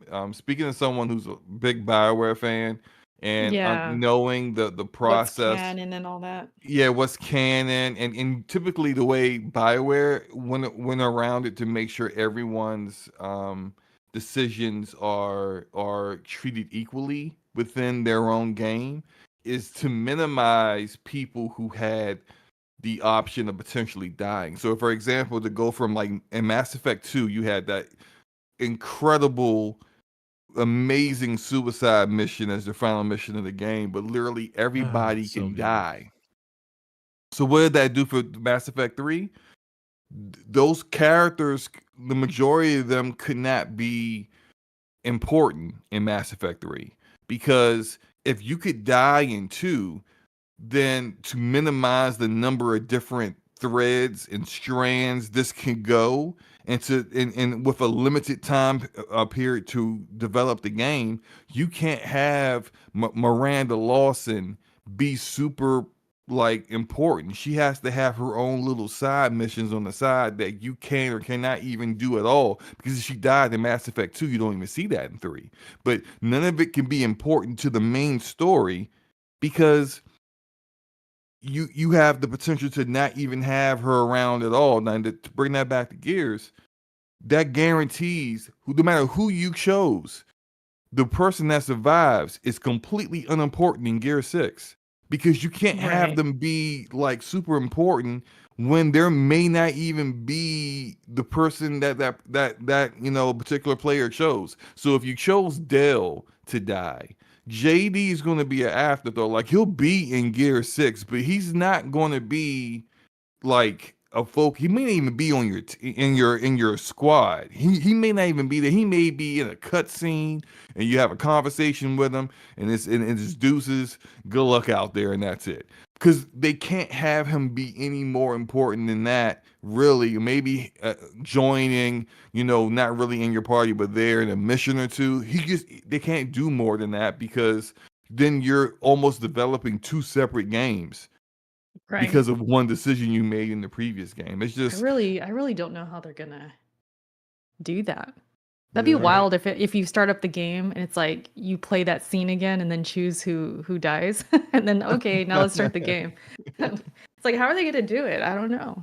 What if like they have a cut scene at the beginning of Gear 6 and it's like JD at the Make bottom the of choice. the shaft and he like re-breaks his neck or something. Like, his neck snaps It was back all a together. dream. Like, oh, It was all a dream. It never right. happened. They're still both alive. Like I don't know how they're gonna do it because I chose Dell to die. I chose him. I So chose JD I to don't know. die because I wanted to see Marcus cry. I just wanted to see some Oh, see, emotion I was from the Marcus. opposite. I love Marcus. I'm like, I don't want to hurt Marcus. This is his son. I can't Yeah. kill his son. So that was my Listen, rationalization. Marcus can't go nowhere, man. That's like killing Master Chief. No, they need to kill Marcus. They need. I feel like They he need to might move have to on. die. Yeah, Well, they need I to move mean, on. yeah, but not under those circumstances. Ain't gonna Did be no nobody- damn golf club. Don't I'll tell nobody you that. care. Ain't gonna be no damn golf club. They ain't gonna do Marcus like that. He'll go out like a boss. Yeah, what he'll I'm go out like a Absolutely. hero. He'll go Yeah. out. Yeah, he'll go out saving his son if JD's there, or he'll something. He'll be Yeah. saving somebody. Yeah, he gotta go out the right way. They gotta move Exactly. on. It's I think keeping the old squad around from the original trilogy kind of really minimized the new characters because it's Absolutely. everyone loves those old, like you love Coltrane, you love Baird, you love Marcus, and it's just as soon as they got reintroduced, it was just like, who's that black guy again? What's his name? Whatever his name is, whatever. Yeah, he's over there. In the corner. I don't care about him. Yeah, like it's just It's irrelevant. I got Coltrane back. He can go somewhere, and it's just like Yeah. It almost feel like you created these characters that aren't as bombastic, aren't as cool. Like Barrett is awesome. Like his lines, the things that he says, it's their dynamic together is great. Yeah. And it's just you got to be able to create new characters that can either reach that same level, or you're always going to have people like, So when does Marcus come into the story? Where's Marcus at? Right. Where's And Cole? It's just, Yeah. Yeah. And to get that thought out of people's minds, you got to kill these people all. Well, they did. They just know they ain't coming back, man. Well, they did it in Gears 3 with Dominic, so. Spoilers. That hurt. It's all, I mean, it's all Gears old. 3? It's all old. Like, Spoilers from a Spoilers. decade ago. yeah, a decade ago. Yeah. I get my Xbox ain't never gonna put out a Well, look how he Gears went- look- collection. I He went know, out. He that's- went out like a G. He went out like Yo. exactly. I was So- happy was like- with it. I was was not sad. happy with it. No, I was no, like, it was no. sad. It was No, sad I was as hell. happy with the decision, but I was sad that it happened. I was like Right. really sad. I was like, "Yo, really?" Well, Yeah, I kinda was figured he emotional for was. that. He was so like depressed. Well, You that know? show, yeah, he was super depressed like most of that whole game. It's Yeah, the person that like didn't over want me half of the here. game, this dude He was lost depressed. he lost the love of his He life. lost- I mean, it was yeah. it was rough. And me watching like- too, I was like, oh, it's so sad. I was like, how many times do I said, I'm freaking Marcus Phoenix. How many times do I gotta come over here and console your baby butt? But it was they pulled on the heartstrings with that one. I ain't Oh, yeah. gonna lie. Even with Ty too. Remember Ty? What Yep. happened with him? That was Mhm. hard too. Yeah. See, Gears back then, like it was such I a dude. It was a dude bro game, but it tugged at your Yeah. heartstrings. Like it was emotional. It touched you. Now it's like Kate, Dell, JD. Like nobody crying for them. Nobody Who's care. crying? Yeah. Everybody up here like, why is Kay so special? She's the granddaughter of who? Oh, yeah. Right, We don't what? care. Cares. Like on paper, it sounds cool. Like, oh, that's a cool story. Okay, I could get down Yeah. with that. But the way it's executed and Kate herself, she's not compelling. It doesn't work. It would have been better as like a side plot instead of it becoming so much of the main plot of the last two games. Mhm. But yeah, I agree. It's she's not Yeah. the leading lady material, you know. Before we move on, because I Yeah. know it's like a No, good. cutting you off, but No, go ahead. you know the scene where Marcus is looking at her necklace Yeah. and it's got it's the locust symbol or whatever, and you would think, oh, that's a big moment. Like, whoa, he's gonna connect the two. He's gonna be like, what is this? Why do you have this? It didn't even hit. It didn't have any impact. I remember feeling during that scene like this should have way more impact than it does. Like, Yeah. what's going on here? And I think it's honestly Kate. Like, she's not impactful, for lack of a better word. Like, I just can't. Well, I they can't just get did- down with her. yeah. I don't know why. And people make fun of me. They're like, "Oh, you hate Kate. You hate girls. You hate female characters." Like that's kind of a meme for me now. But I'm like, well, it's kind of true because if they're badly written, yeah, I'm gonna have an issue with it. I think even more so because I am a chick. I want her to be good, you know. Right. Right. So it's like, damn, I feel like they dropped the ball a little bit. Yeah. Anyways, we got off. Well, no, topic. I mean, listen, that's when podcasts are at their great, when you go off topic and stuff, you know, just start talking about. You know me random with stuff. gears. Don't bring up gears. I'll keep going. I won't stop. I won't shut up. So Well, listen. Well, hopefully the coalition is in the lab and they don't come out until the next I gears hope, comes out. man. I Right, hope. right. Get Cliffy B in there. He wants to be a consultant, man. Get him in there. Get him in there. Every game. Well, I guess if he's just consulting, he's fine because you let him make something. Yeah, don't let him develop. Just talk to him for a second. Just let him and Phil sit down, have some coffee, just chat a little bit. That's all. Just chat. Yeah, definitely. Yeah. All right. So, PlayStation records its second highest ever Q2 earnings of with PlayStation, and they basically shipped 46.6 million consoles. That does include the new Slims that they are shipping to stores that come out actually tonight and tomorrow. Depending on if you're going to any Call of Duty midnights or anything like that. The interesting 46 million ship, meaning they're getting really close to that 25 million that they predicted that they were going to sell and ship this year.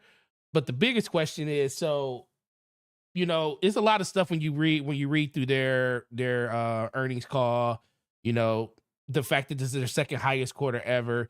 The interesting thing I found out about it is their profits, I mean, their margins are super razor thin. It's like you just recorded the biggest second quarter in PlayStation history, which is like 25 years old at this point.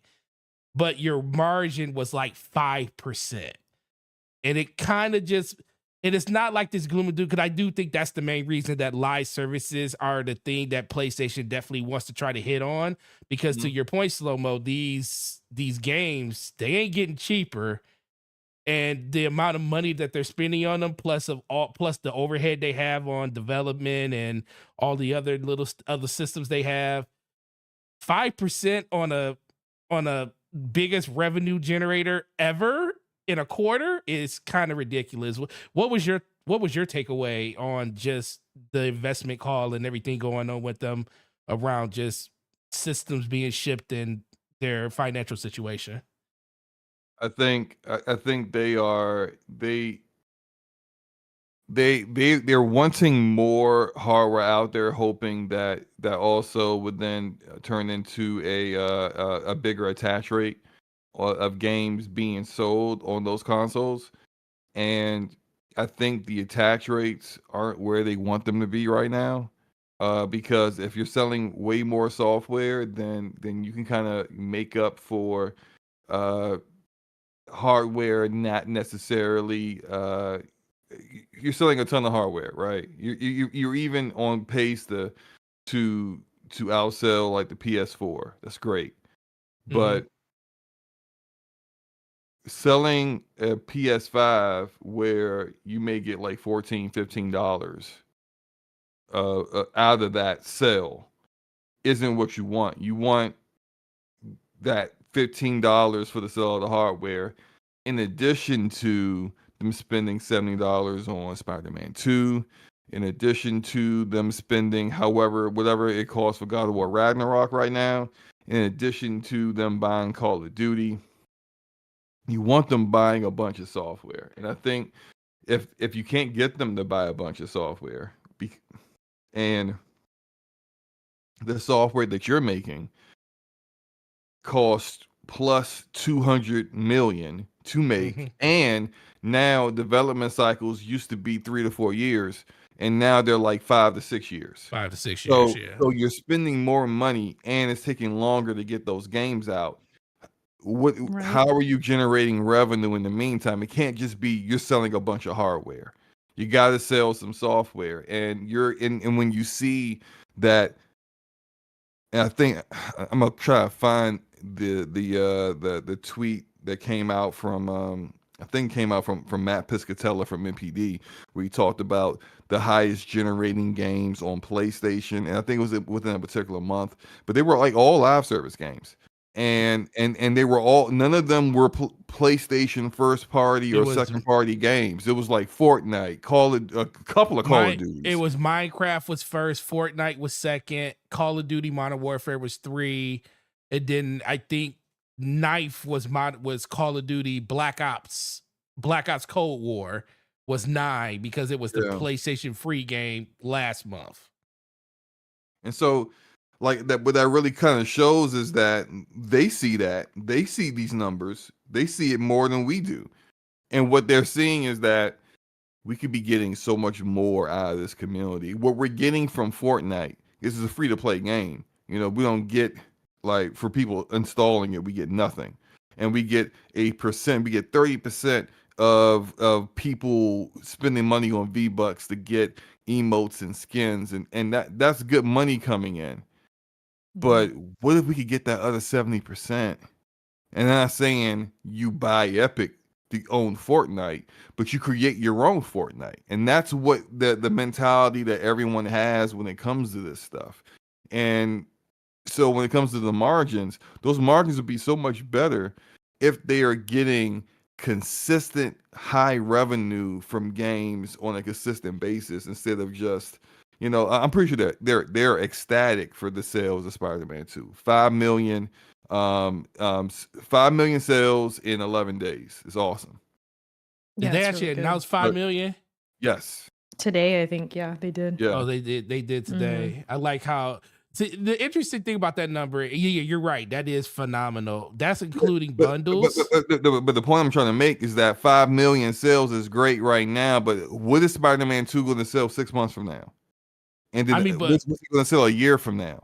What's it going to sell? Like, Fortnite's still going to be generating the same amount of revenue a year from now. Then probably not right now, because in one day they have 44 million people jump on the game in one day because they brought the OG map back. But typically, in typical times of Fortnite, it's doing way more than anyone else, right? So it's just like you need to have some more reoccurring revenue. So it makes complete sense that they're going the way that they're going with going into live service. I just, as we said earlier, there has to be that balance, because the hardcores of your PlayStation community, they enjoy your ecosystem and your platform for what you provide that's unique to it.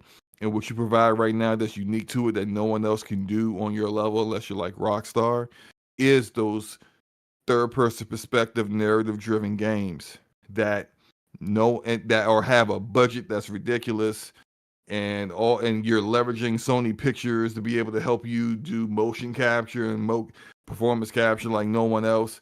Like, that's the kind of stuff. So, like, you got to have a balance of doing what people expect from you, and also getting the kind of content that is the best content to generate money in this industry.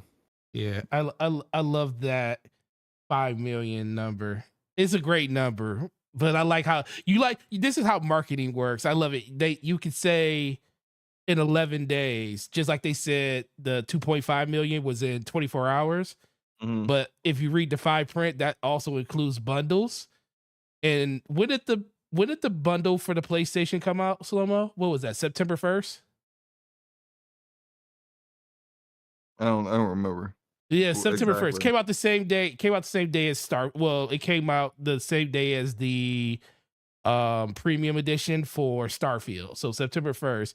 I just find this is just, I love the marketing, because the marketing basically tells you like, hey, we sold a lot of systems in 11 days, or a lot of games in 11 days, but we're counting the bundle we sold 2 months ago. And I told people they were going to do that, by the way. That's why I was waiting for the number. I just didn't know if they actually announced it, because I was like, I wonder if they're going to announce that with bundles. So yeah, I really want to know. I don't know how many copies of the game, and that might be more of an interesting story. How many copies of Spider-Man did they actually sell to people? Like the actual. I don't understand why that's so important to people. No. I'm not saying it's not important. I'm just saying I just want, because we're talking about them selling, add-ons. Like they're attaching games to it. Like that's an attachment that comes with the system, but that's a bundle that people like right now. That's the only one. Right now you can get that why bundle. I say, why does that matter? Because people usually, excuse me, attach a mindset that is clearly just their own interpretation of why the sale of the bundle was sold. Was it because someone wanted Spider-Man and a PlayStation, or was that the only thing that was available? They wanted a PlayStation and they got Spider-Man with it. Right. Like, the thing is that you don't know. You can't be in the mind of the person that bought it, outside of the fact that all we know is that they bought it. But usually when people have this argument, when you start bringing up the sales of this game or any PlayStation game, because this happened last year with God of War Ragnarok, people then try to pretend like they were in the mind of all the millions of people who bought the game or the bundle and said, "Oh, I just wanted a PlayStation." Right. And I just got this game with it, which is really just, you're just kind of being a fanboy right now about, and not saying you are. But like, the people who make that argument are just being fanboys right now and trying to just diminish the sales number to make it seem like, oh, it really wasn't that. They just wanted a PlayStation. No, I agree with that, because but then the flip side argument, when PlayStation fanboys are bragging about all the sales, what do they say? Oh, but you bundled that with Call of Duty. You bundled that with Spider-Man. You bundled that with God of War Ragnarok. People didn't really want you. You made it free within the bundle. That's why people bought the console. Like, so what is it? Which is it?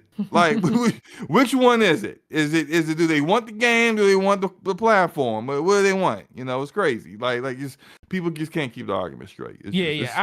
Yeah, no, you're right. I agree 100%, and I think it's great that that's what they sell. I just, like I said, I find I like the ingenious in the way that they marketed it, because you market it like the day it came out. Because think about it, what sounds better, saying that we sold 2.5 million copies of Spider-Man since the launch of the bundle in September, or we sold 2.5 million copies in 24 hours? Which one sounds better? Of course, the 24 hours sounds better. Yeah, of course. Yeah. So that's what I said. That's the ingenious in the marketing that I'm talking about, because I always, being a person that knew that when I saw that number, I was like, I guarantee you those are bundles counted, and it came out to be that bundles were counted in that. So I'm happy they sold that, because Spider-Man deserves it. Like, the fact that Slow-Mo knows I wasn't really into those type of games, but I actually finished Spider-Man 2. It was incredible.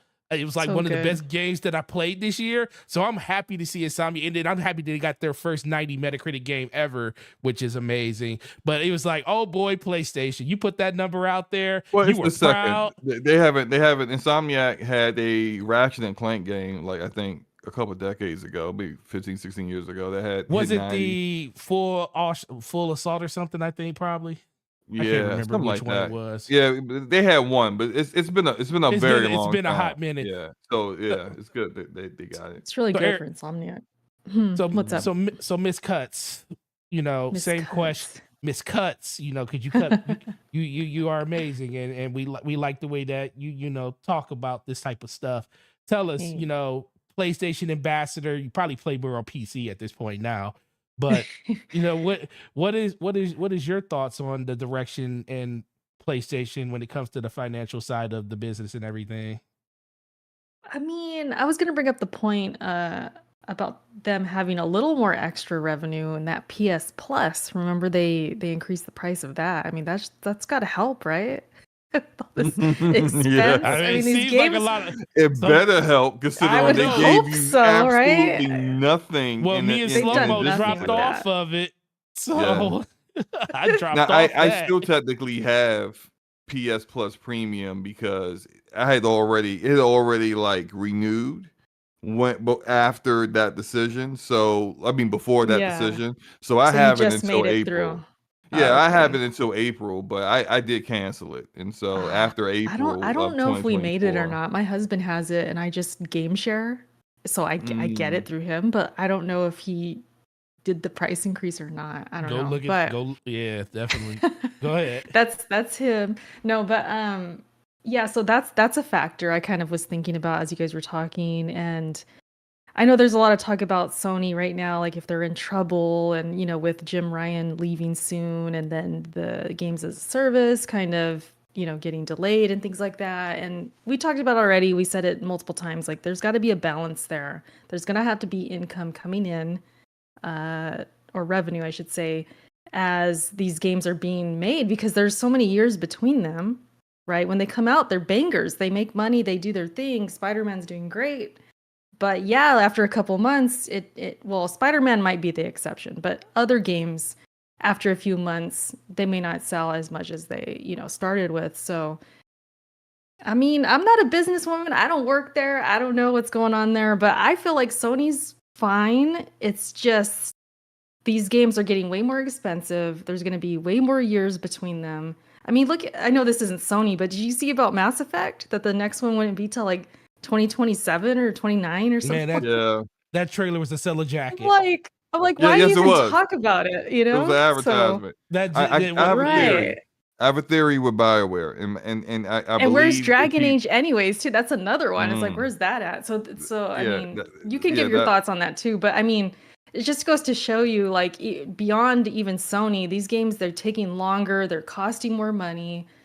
It's a kind of a weird time right now. It's kind of hard to predict. I don't know. I wouldn't say they're in trouble or this is necessarily good or bad. It's just kind of like a transition period, I feel. Like that's what I kind of feel with Sony. It's like this is kind of a transition period, kind of a couple down years. They're selling their consoles, but the software isn't really as consistent as we'd like it. right. mm, And time will tell. That's where I am right now. Yeah, Yeah, a little bit. yeah. I'm with you that. So the last thing I want to ask, it just whoever wants to speak up on it, go ahead. Um, what do you? Why do you think games aren't selling or the attachment rate isn't as good as it needs to be on PlayStation? Like, why are people, it seems like, buying less games? Because I remember PS4, it was like a Mhm. really ridiculous attach rate. It was like 6 to 7 games per. Well, it was like not that much because Switch has always been 6 to 7. I think it was like 4 to 5 for PlayStation during last generation. you And mean at this time period or for the entire generation? well, this time period for the entire generation for PS4, it was 4 to 5 games per system, and it doesn't seem like it's that right now. Why do we think? What do we think the cause of that is? That's a It's a good different question. market. I think it's because it's just a different market now, Is it and just a so different market for PlayStation because that it's a same different market market for exists? everybody. Well, not for Nintendo. That Well, Nintendo's that different. market's still the same for Nintendo. It ain't They, gonna change either. yeah, but like, yeah, is Nintendo the exception or the norm? definitely exception, I Exactly. feel. So, Of the like, three. yeah, like Xbox isn't having a great in attachment rate either. So They haven't Do I, we I had one think blame since do we blame 360. Game Pass for that though? Like Yeah, is that's what Game I'm Pass saying. Game Pass, I think, is the reason for that. more It's just that likely than before Game Sony? Pass, did they have a great attachment rate? they did with the 360. Xbox different One market was again. Yeah. around before Game Pass as well Well, I for a don't know what long this. time. Don't know. Well, if I remember correctly, Xbox did have a better attach rate at first, but then it was this the thing though. It was never really a thing about the attach rate for Xbox. It was always systems sold for Xbox. It was never people never really talked about how people weren't, but until this generation or towards the middle of the generation when Game Pass became a thing, where people said, "I'll wait for games to come on Game Pass." It never was really about that. It was more about Xbox gamers don't play particular games. They don't play RPGs and stuff like that. That's why you don't see those games. It was never that they don't buy games. It's just that they either didn't have them or they just weren't selling enough systems to compete with PlayStation or Nintendo. Compared to PlayStation, they always sold systems, but it always seemed like are people buying enough games on the PlayStation like they did on the PS4. I mean, that's numbers we don't really know. It's just more speculation of anything. So you could be right, Slow Mo, but I mean, that's why I'm just broaching. Like, what do you guys think I about it? wonder I think too. Nintendo's the exception. Well, go ahead, I Eric. wonder too.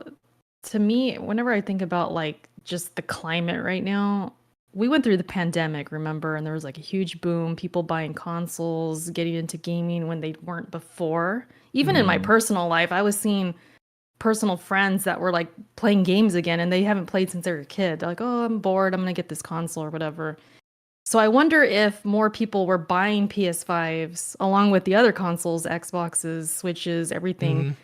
Mhm. Nintendo, of course, is the exception, but these other two, maybe that could have to do with it too. More consoles, but then but they buy maybe one game and then they stop gaming again Mm. because they went back to work or whatever the case. I don't know. Sometimes I wonder if that's like a I think that's a good point because I think Sure. that's why you're Hold on. seeing so many. I I think don't know that's if you why guys you. can hear me. My thing went out. Yeah, we hear you. We hear We you. hear you. We hear you. Yeah, I Oh, think. okay, my mixer went crazy. No, yeah, I think Go that's a ahead and good. talk. No, I said I think that's a good point because I think that's the main reason why you're seeing so many layoffs right now because gaming has shrunk significantly. I go back and think about Bungie. They were a 900-man studio. They ballooned up to 1,200 over 3 years since the pandemic because they had a bigger, a lot more people that were playing that wanted more content. So they had to inflate their staff to do it. Epic just laid off 900 people because of that. The tech sector in general, and Slomo would know a lot about that being in it. The tech sector in general literally just hired a ton of people over the course of the last 3 to 4 years. And now you're starting to see a rollback on that when it A comes lot to of them that. under false pretenses too. Hey, you can Yeah, work from home. exactly. It's fine. And, Yep. and my phone blows up with recruiters trying to get me and it was even way worse during the pandemic. But I will always say, oh, you say I can work from home, like I am right now, but how is that when the pandemic's over? Is it still going to be the same? Can I still work from home? And it's always, well, no. Yeah, I'm like, okay. Yeah, 'Cause until we I call know you my back. yeah, I know how my current company works, and yeah, as you see, we're still in kind of like a post-pandemic period, but like COVID's not over with, but a lot of these companies are trying to force people back into the workplace, even though they were being highly productive at home, and my company isn't doing that, so I'm fortunate with that, but yeah, it's I do think some of this is kind of pandemic driven, but I, It could we just be didn't maybe have a factor, maybe. yeah Yeah. factor, but we just didn't have games out here like Apex Legends Yeah. and Escape from Tarkov. Like there are people on PC that like people like Valorant has a bigger concurrent player base than Destiny, than Call of Duty, and people on console don't even know what Valorant is. That's true. Very true. I think the landscape of gaming has changed so much, and I think the influence has been through mobile because a lot of these game design models and these monetization models come from the mobile experience. It was the mobile games were the ones where, hey, it's a free game, just play it. And you start playing it and you get kind of addicted to it. And then next thing you know, the gotcha systems start coming to play. And I'm glad we don't get too much of that in the console side with the gotcha systems. But some of that kind of philosophy of like you get the people hooked on the game because it's free. And a lot of times they typically wouldn't even give it a shot if it wasn't free.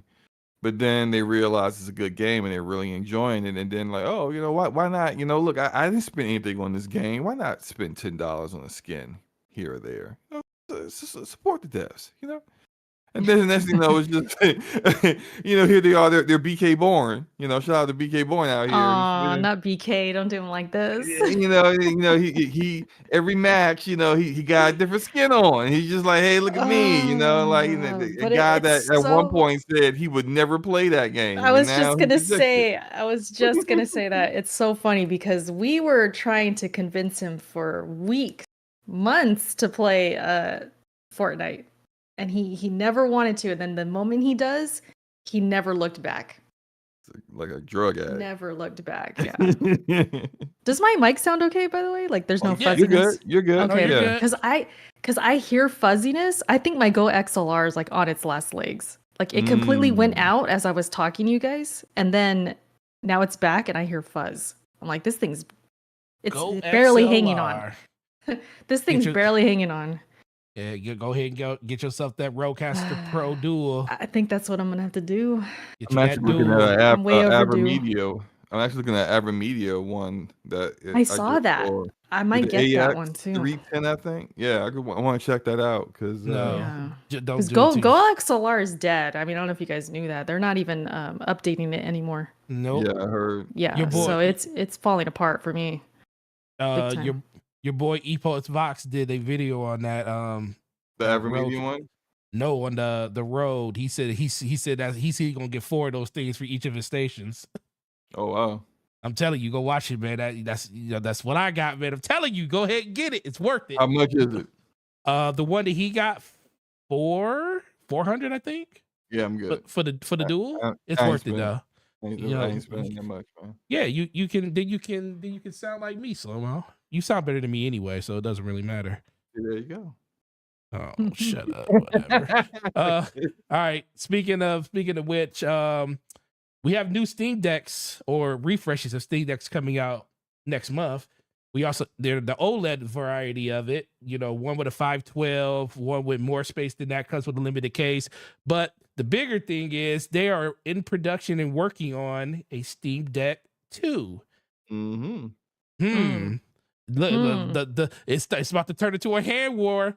Everybody, Nintendo, watch out! And they said the technology they're gonna put in that ain't even out yet. They said they can't even. We can't even tell you what's going to be in it because it don't exist yet. It don't exist yet. What the hell? I didn't know that. They said 2 to 3 years. So look, I had the Steam Deck at one point. I sold it. I actually even also had a Logitech. Was it G Cloud? One of those? Yeah, it's a G Cloud. I had one of those. I took it back after 2 days. These handhelds are cool, but no, they're just not powerful enough for me. So you haven't played with a ROG yet?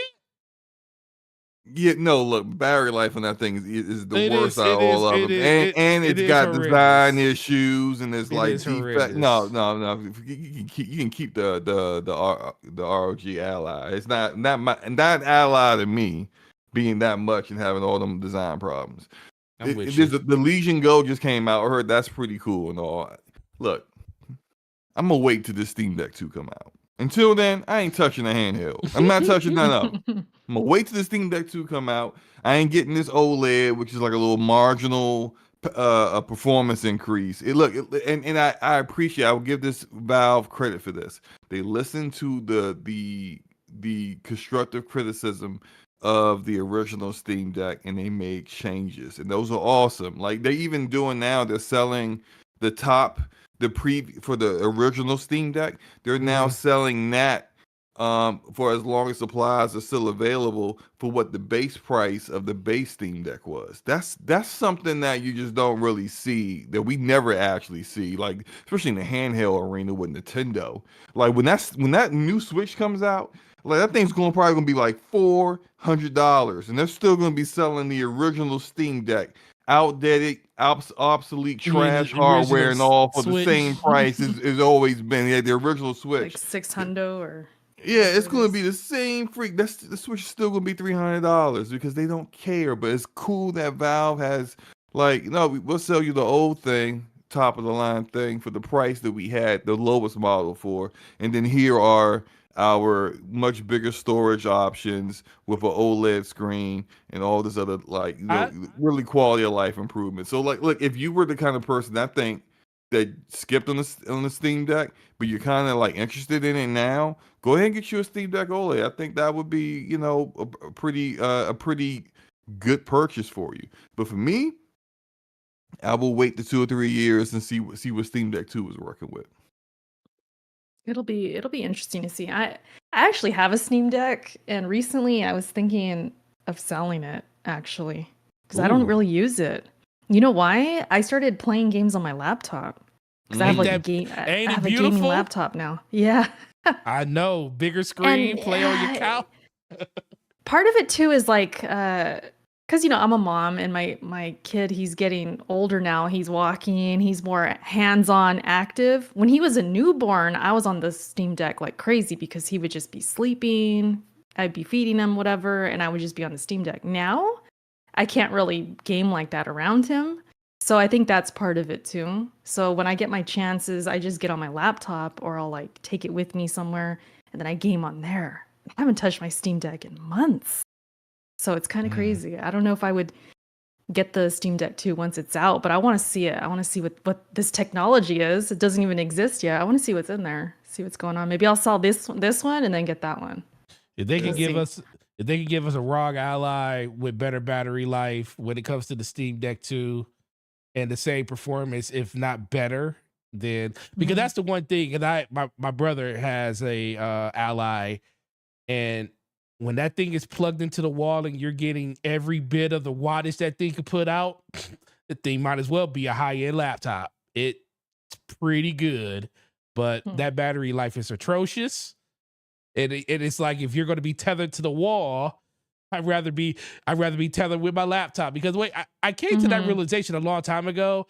It's like the You perfect use a controller. yeah, the perfect companion for me. And like, so if it's big and it's not big enough, it was big enough to basically just put in your backpack, but it's not overbearing. If I'm going to put something in my backpack, I might as well just take my laptop. Is the Yeah, way I I'm kind of feeling look like at. that too. That's how I Yeah. feel. If I got to take some now, if it's not like your cell phone, where you can just pull your phone out and just play on it, and you can just keep it in your pocket and you don't have to carry anything.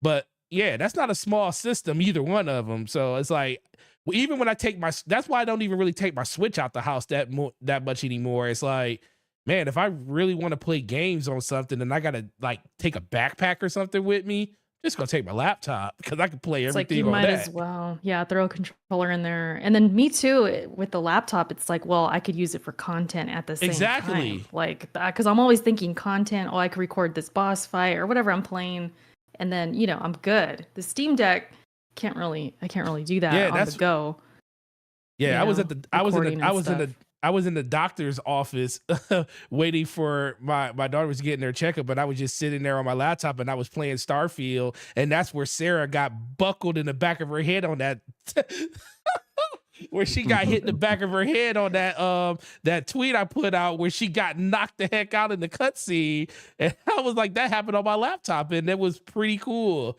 So yeah, I just kind of find myself just kind of doing that, like, for the most part. So I Yeah. agree. And I do want the OLED when I do, because I really am into that with the OLED, but now that it's like the same thing we said with Nintendo. The moment Nintendo announces that they're making a new Switch or a new console, people are just going to say, well, well, not everybody, but a lot of the hardcore, why am I going to buy anything else that's not that? So now that they announced the the Steam Deck 2, that OLED might as well not even be coming out. Yeah. The reason why I sold my Steam Deck, and I was only kind of using it when I go on vacation.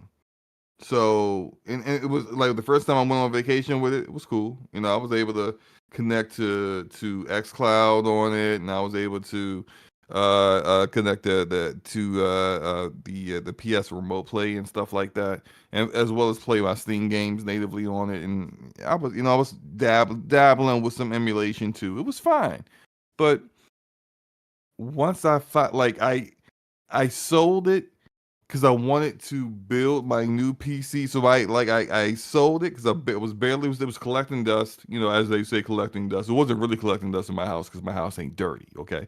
But it was like it wasn't being used.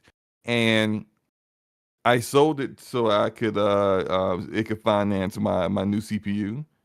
And then I went and got GeForce Now.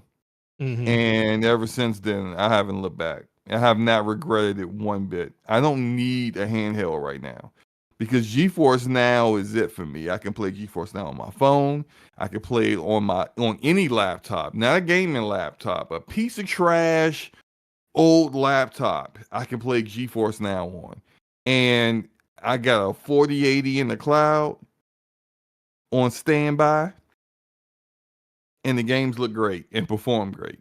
And yeah, it's cloud, and even though GeForce Now has got the best, like the lowest latency and the best cloud infrastructure, it's not perfect. It's not quite native, but it's still better than playing a game at 30 or 40 FPS on your Steam Deck or your Right. ROG Ally with no battery life. It works for me, and so I'm good with that until there's an actual handheld that's out there that could actually be worthwhile and give me a minimum 60 FPS the way I want. Until then, I'm good. I agree. Shout out to Audible with the $5 super chat. Really appreciate you, bro. Love the show. Just wanted to support. Hit the like button and subscribe. Really appreciate you. And all the people that you guys hang out with. You guys are good people. That's why we love Yeah, you. shout out to Audible. Shout That's out the to homie. people. That's the homie right there. I got to get you back on Halo, man. I know you ain't played in a while. We need to get you over there. And Or Audible, Battlefield. yeah. And he could wear his glasses too when he plays. He's really Uh-oh. he's really into glasses. Hey, listen, glass. Hey, Not mine, but I'm just throwing it out there, right, Audible? Hey, man. My wife tried to convince me. I thought I would have been the person to convince my wife to buy a new TV. I asked her today, I was like, why you keep talking? She said, yeah, I saw this 65-inch TV for it was like $1,200 and it was like normally 26. I was like, why are you talking about TV so much? She's like, well, because I can't see without my glasses anymore. I was like, oh no. Oh no. I was like, what you trying to tell me? She's like, yeah, it's like, because we got 55 inches up in the living room. And I said, and she's like, yeah, I can't see really without my glasses on. I was like, oh man, I said, you're starting to get old. Can't see without glasses. Oh my God. But no, shout out to the people that wear glasses. You guys are awesome. Yeah, they're cool now. Back in the day, though, nope. Oh no, we used to make fun of people with like 4 eyes and stuff like that. It was Oh great. yeah, 4 eyes and it was great. nerd and all that. Nerd. Oh, yep, revenge of the nerds and everything. But let's move over I to the am last. fortunate that I've had great vision my entire life. Me too. I love Love it. But not to despair the people that wear glasses, because some of y'all probably just wear them because y'all don't know how to see at night when y'all drive. Wait, can I say one more thing about the glasses? I'm kind of sad. Ahead. I'm kind of sad because they said my son's probably gonna need them by the time he's 4. I'm like, man. oh, it's all my fault. Your husband don't wear glasses? No, he's got I thought great. Kenny did wear glasses. Nah, he's got great vision. He wore them as like a style for a while, but he that's doesn't what it need was. them. Okay. Yeah, he I doesn't remember- need them. He's one of those. He's a fraud. He is just like, oh, I look cool in glasses. I'm like, you're mocking me right now. This is my that's life. how my youngest daughter is. She likes to buy glasses. She'll go to Claire's and see some really cute glasses and stuff. So like I said, they're not like sunglasses. They're just regular glasses. She said, I like them. And I'm like, You know you go. I know you making fun of your mom right now, right? She's like, "No, I'm not. I just like the style of it." I'm like, "Okay." See what I mean? It's all stylish now. Man, we suffered for you to have that style, man. When I was a kid, it was not stylish, okay? It was not stylish. So Right. you should be thanking us. It was up there with braces and stuff. You're right. Right, It was right. up there. So shout out to the glasses crew. Yeah, to the crew. The Game Awards nominations next week. I think it's on Monday. You know, we talked about it last night during BRAP. Shout out to BRAP and the BRAP panel and all the cool kids over there. Really appreciate that conversation. So 2 questions. I'll start with you. I'll start with you, Cuts. Okay. What is your game of the year? So what is your 5, your personal 5, and what do we actually think is going to make it in the Keeley's 5? My personal 5 is going to be mostly Souls games. So I got Remnant 2, Lies of P, Spider-Man. That's a different one. I haven't finished Hogwarts yet, unfortunately. I wish I did because I feel like I would have more of a stronger opinion on that one. But other than those, what else did I play? I beat Wulong. Wulong was cool. I love Wulong. I beat something else and I can't remember right now. What the hell am I thinking of? That definitely should be in your game of the year if you forgot already. Maybe. Yeah, I don't know. I'm close to beating Mario. Mario's great. That could end up being in there. There's been a lot of great games this year. There's just been so many I couldn't really keep up because I was just trying to do my Souls content and play the hell out of these games. So like I played a ton of Remnant 2, which I really, really love. Oh, I love that game. It's crazy to think like that could be my favorite game of the year when I think about it. But yeah, I mean, it's not going to be, these aren't going to be nominated, but you know, those are my favorites. But they're your personals. Yeah. But as far as like nominated, I mean, Spider-Man's going to be there. Of course, Zelda. Mario, I think will get in there. Then you have Baldur's Gate 3. Starfield, I feel like they're going to put it in there because it's like that consolation, like, oh, this is the Xbox game. We're going to put it in there. Because even though, yeah, it didn't score as great as the other ones, it's not going to win. Let's put that out there. It's not going to win. But I think it's something that they're just going to throw in there to kind of give that, you know, like diversity. Get the Deathloop treatment. Yeah, like just to say they put it in there and to avoid getting harassed. If that game is not in there, you know how much trouble Jeff Keighley's gonna get on Twitter? Like they're gonna be after his ass. I know somebody that's looking forward to that. So I feel bad for him either way. Either way, he's gonna get a ton of crybabies on Monday. Yes. You already know. He's probably gonna put out a follow-up statement. It's not me, you guys. I'm not in charge of this. I'm not the one that does the nomination. He does it every year. That poor guy. He should just throw the link. Like here's the explanation of like how this is voted and whatnot. And we all know it's not his fault or anything like that. But he's the face of it. So they complain to him. So either way, whatever's snubbed, he's not gonna hear the end of it. Right. But yeah, what else? What else am I missing as far as like what's going to be nominated? I mean, there's always that chance of like an indie getting in there, but this year is just so packed. I don't know. Did I mention 6? Did I list 6 games? I think I'm missing one. What am I missing? I think you did. You 6. You said Hogwarts is one of them, and I think that's the one that they ain't gonna have the heart to put in there. That's the one I'm not sure of. Final Fantasy as well. Those two, I'm like kind of thinking they might get snubbed. I don't think Final Fantasy 16 is going to I don't think it's getting in there. Probably like best RPG or something, but not for that. Yeah, it'll be in the RPG of the year category, but it's not going to be in the Game of the Year one. My list is go ahead. Of what I think will be predicted. What I think will be nominated is Baldur's Gate 3. Tears of the Kingdom, Alan Wake 2, Starfield, Spider-Man 2, and Mario Wonder. I think those would be the 6. They're not going to do your token little small indie. Just too many games. I don't think there's any room this year. Yeah, they're not going to allow remakes like Dead Space or Resident Evil 4, although they were very well done remakes. They remakes in the nomination category are kind of for when it's kind of a light year, and Yeah. so I don't think Mhm. they'll let them in.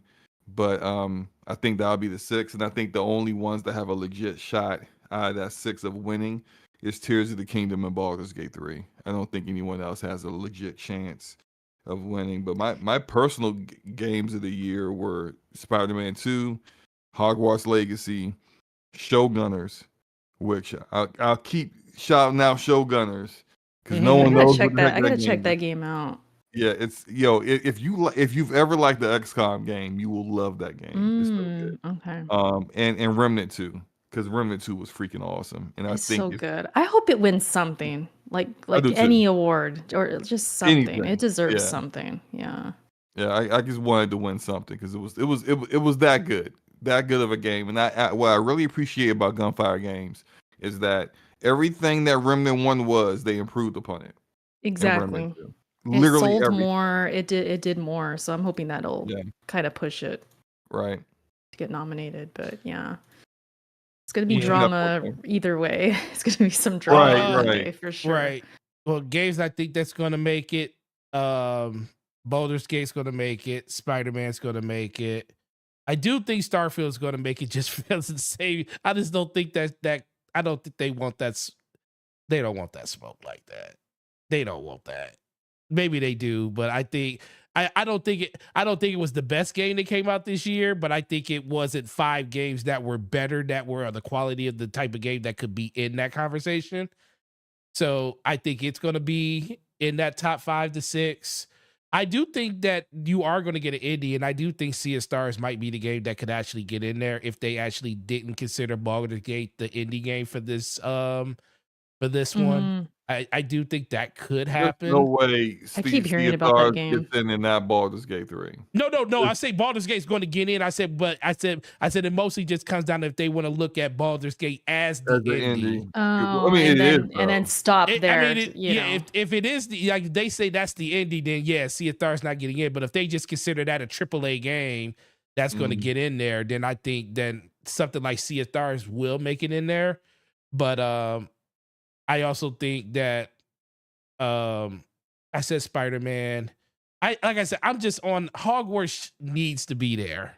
It's such a good game. That game deserves to be there. I hope But it is. it's Hogwarts won't even be. it's it Jeff should Keighley be. won't say the word Hogwarts throughout his 4-hour show. Okay, 'cause It won't be the video game nothing. awards be like going on 5 hours long.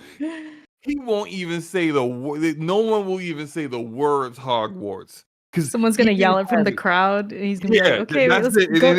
Cut to Get him commercial. out of here. It's Get him funny out of because here." he ain't got no security on the stage. Right. These weirdos coming up and hugging Yep. devs on the Other stage. devs and But he'll stuff. get Yeah. security to drag out whoever says Hogwarts Legacy from the crowd. I wouldn't be Guarantee that. surprised. I wouldn't be surprised. That's too funny.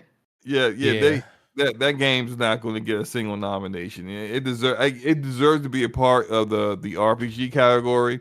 It deserves to be a part of probably the visuals category too. If you think about it, like the game's Yeah. beautiful and the way they captured Hmm. the way Hogwarts looks, even Yeah. in like the movies with like the armor that like talks and moves and fights each other, the ghosts flying around, the pictures Hmm. on the walls that come to life as you get close to them. It looks literally like how it does in the movies.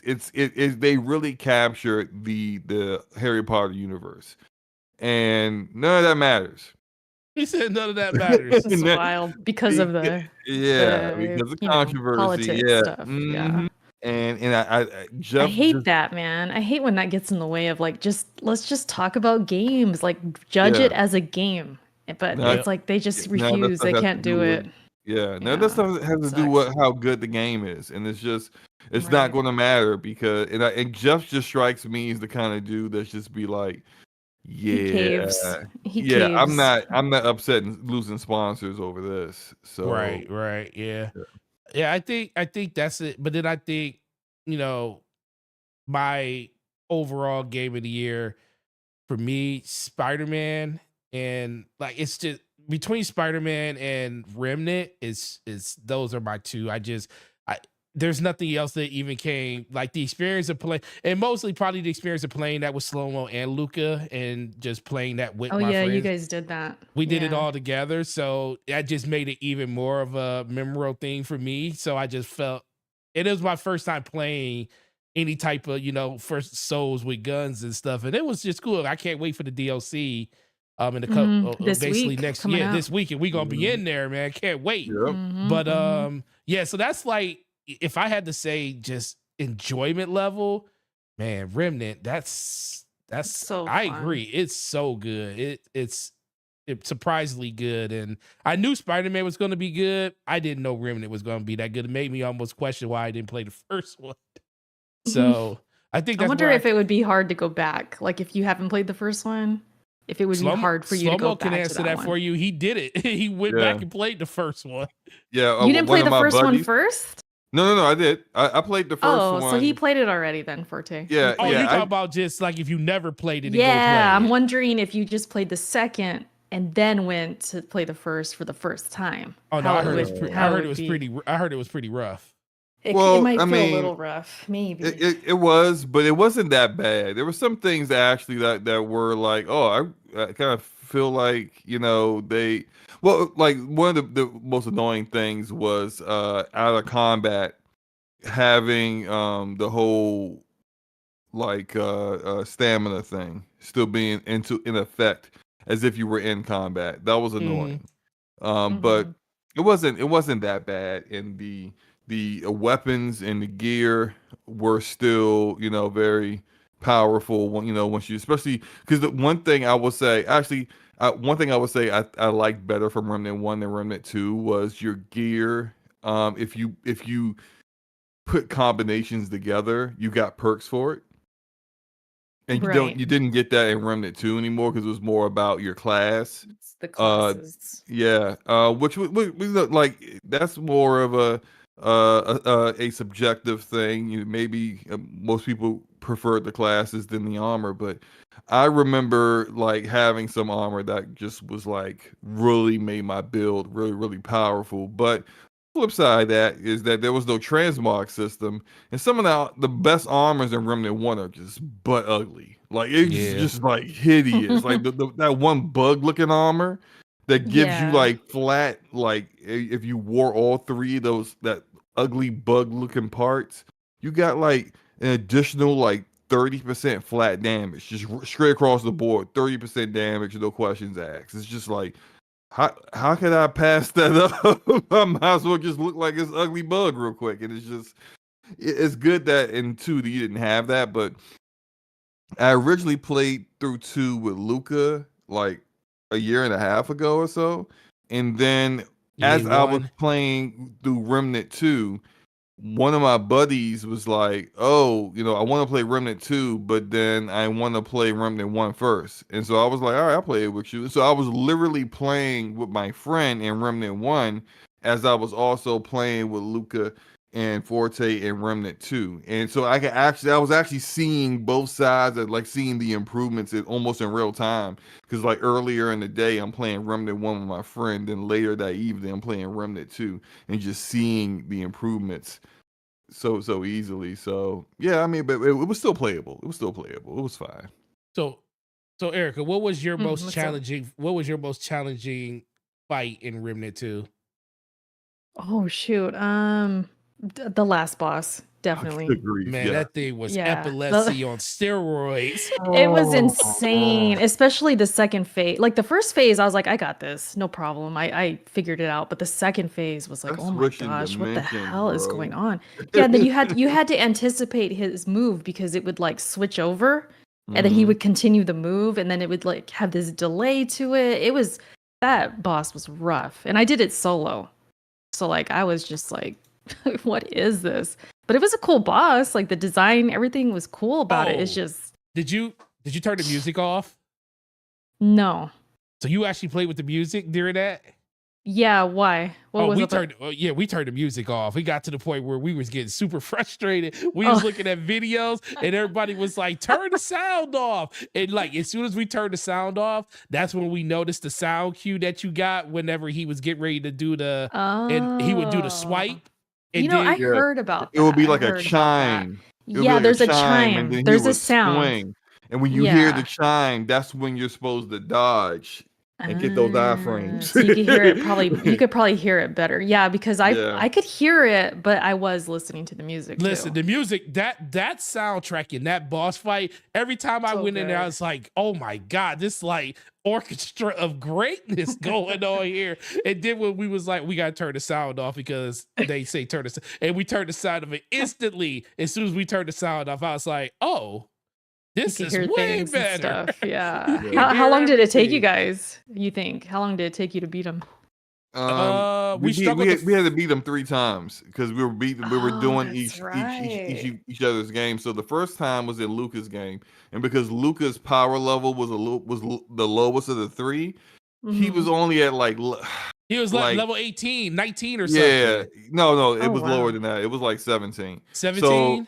yeah, and so we actually only beat him after like 3 attempts with the music Okay. on. And so we was Okay. just like, hey, no deal. All right, we're gonna knock him out tomorrow on mine and Forte's game. And then it was my turn next. And it was Uh-oh. like, because I had the highest power level out of everybody, he was at like Yeah. level 19. And No, he was oh level my, 20 in your game. yo, He was well, whatever he he was was, 19 in mine. He was 20 in yours. whatever he was, we immediately felt the difference. With like Yeah. when you get hit, you was like, excuse me? Hold up, yo. happened? You thought it was sweet? He's like, you thought it was sweet out here.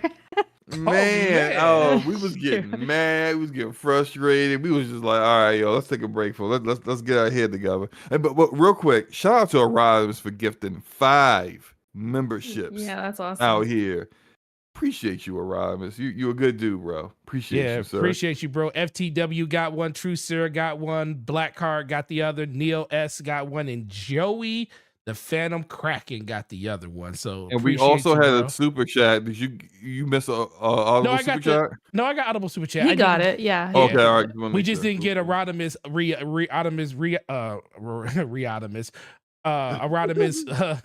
up, re-upped his Re-upping. membership.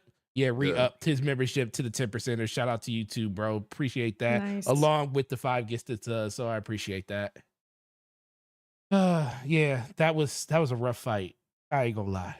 It was Yeah. super great. Remember when we was fighting the Matrix boss and we was like it glitched out on us and everybody was like we was having so much problems with the Matrix boss and it was like it glitched That on one us. might actually have been the hardest fight That we had. was the hardest because fight. The we only Matrix fought boss? him. Which boss Okay, was all right. this? Okay, so in the one world where it's just barren rock and it's just in fog everywhere and the fog can hurt you.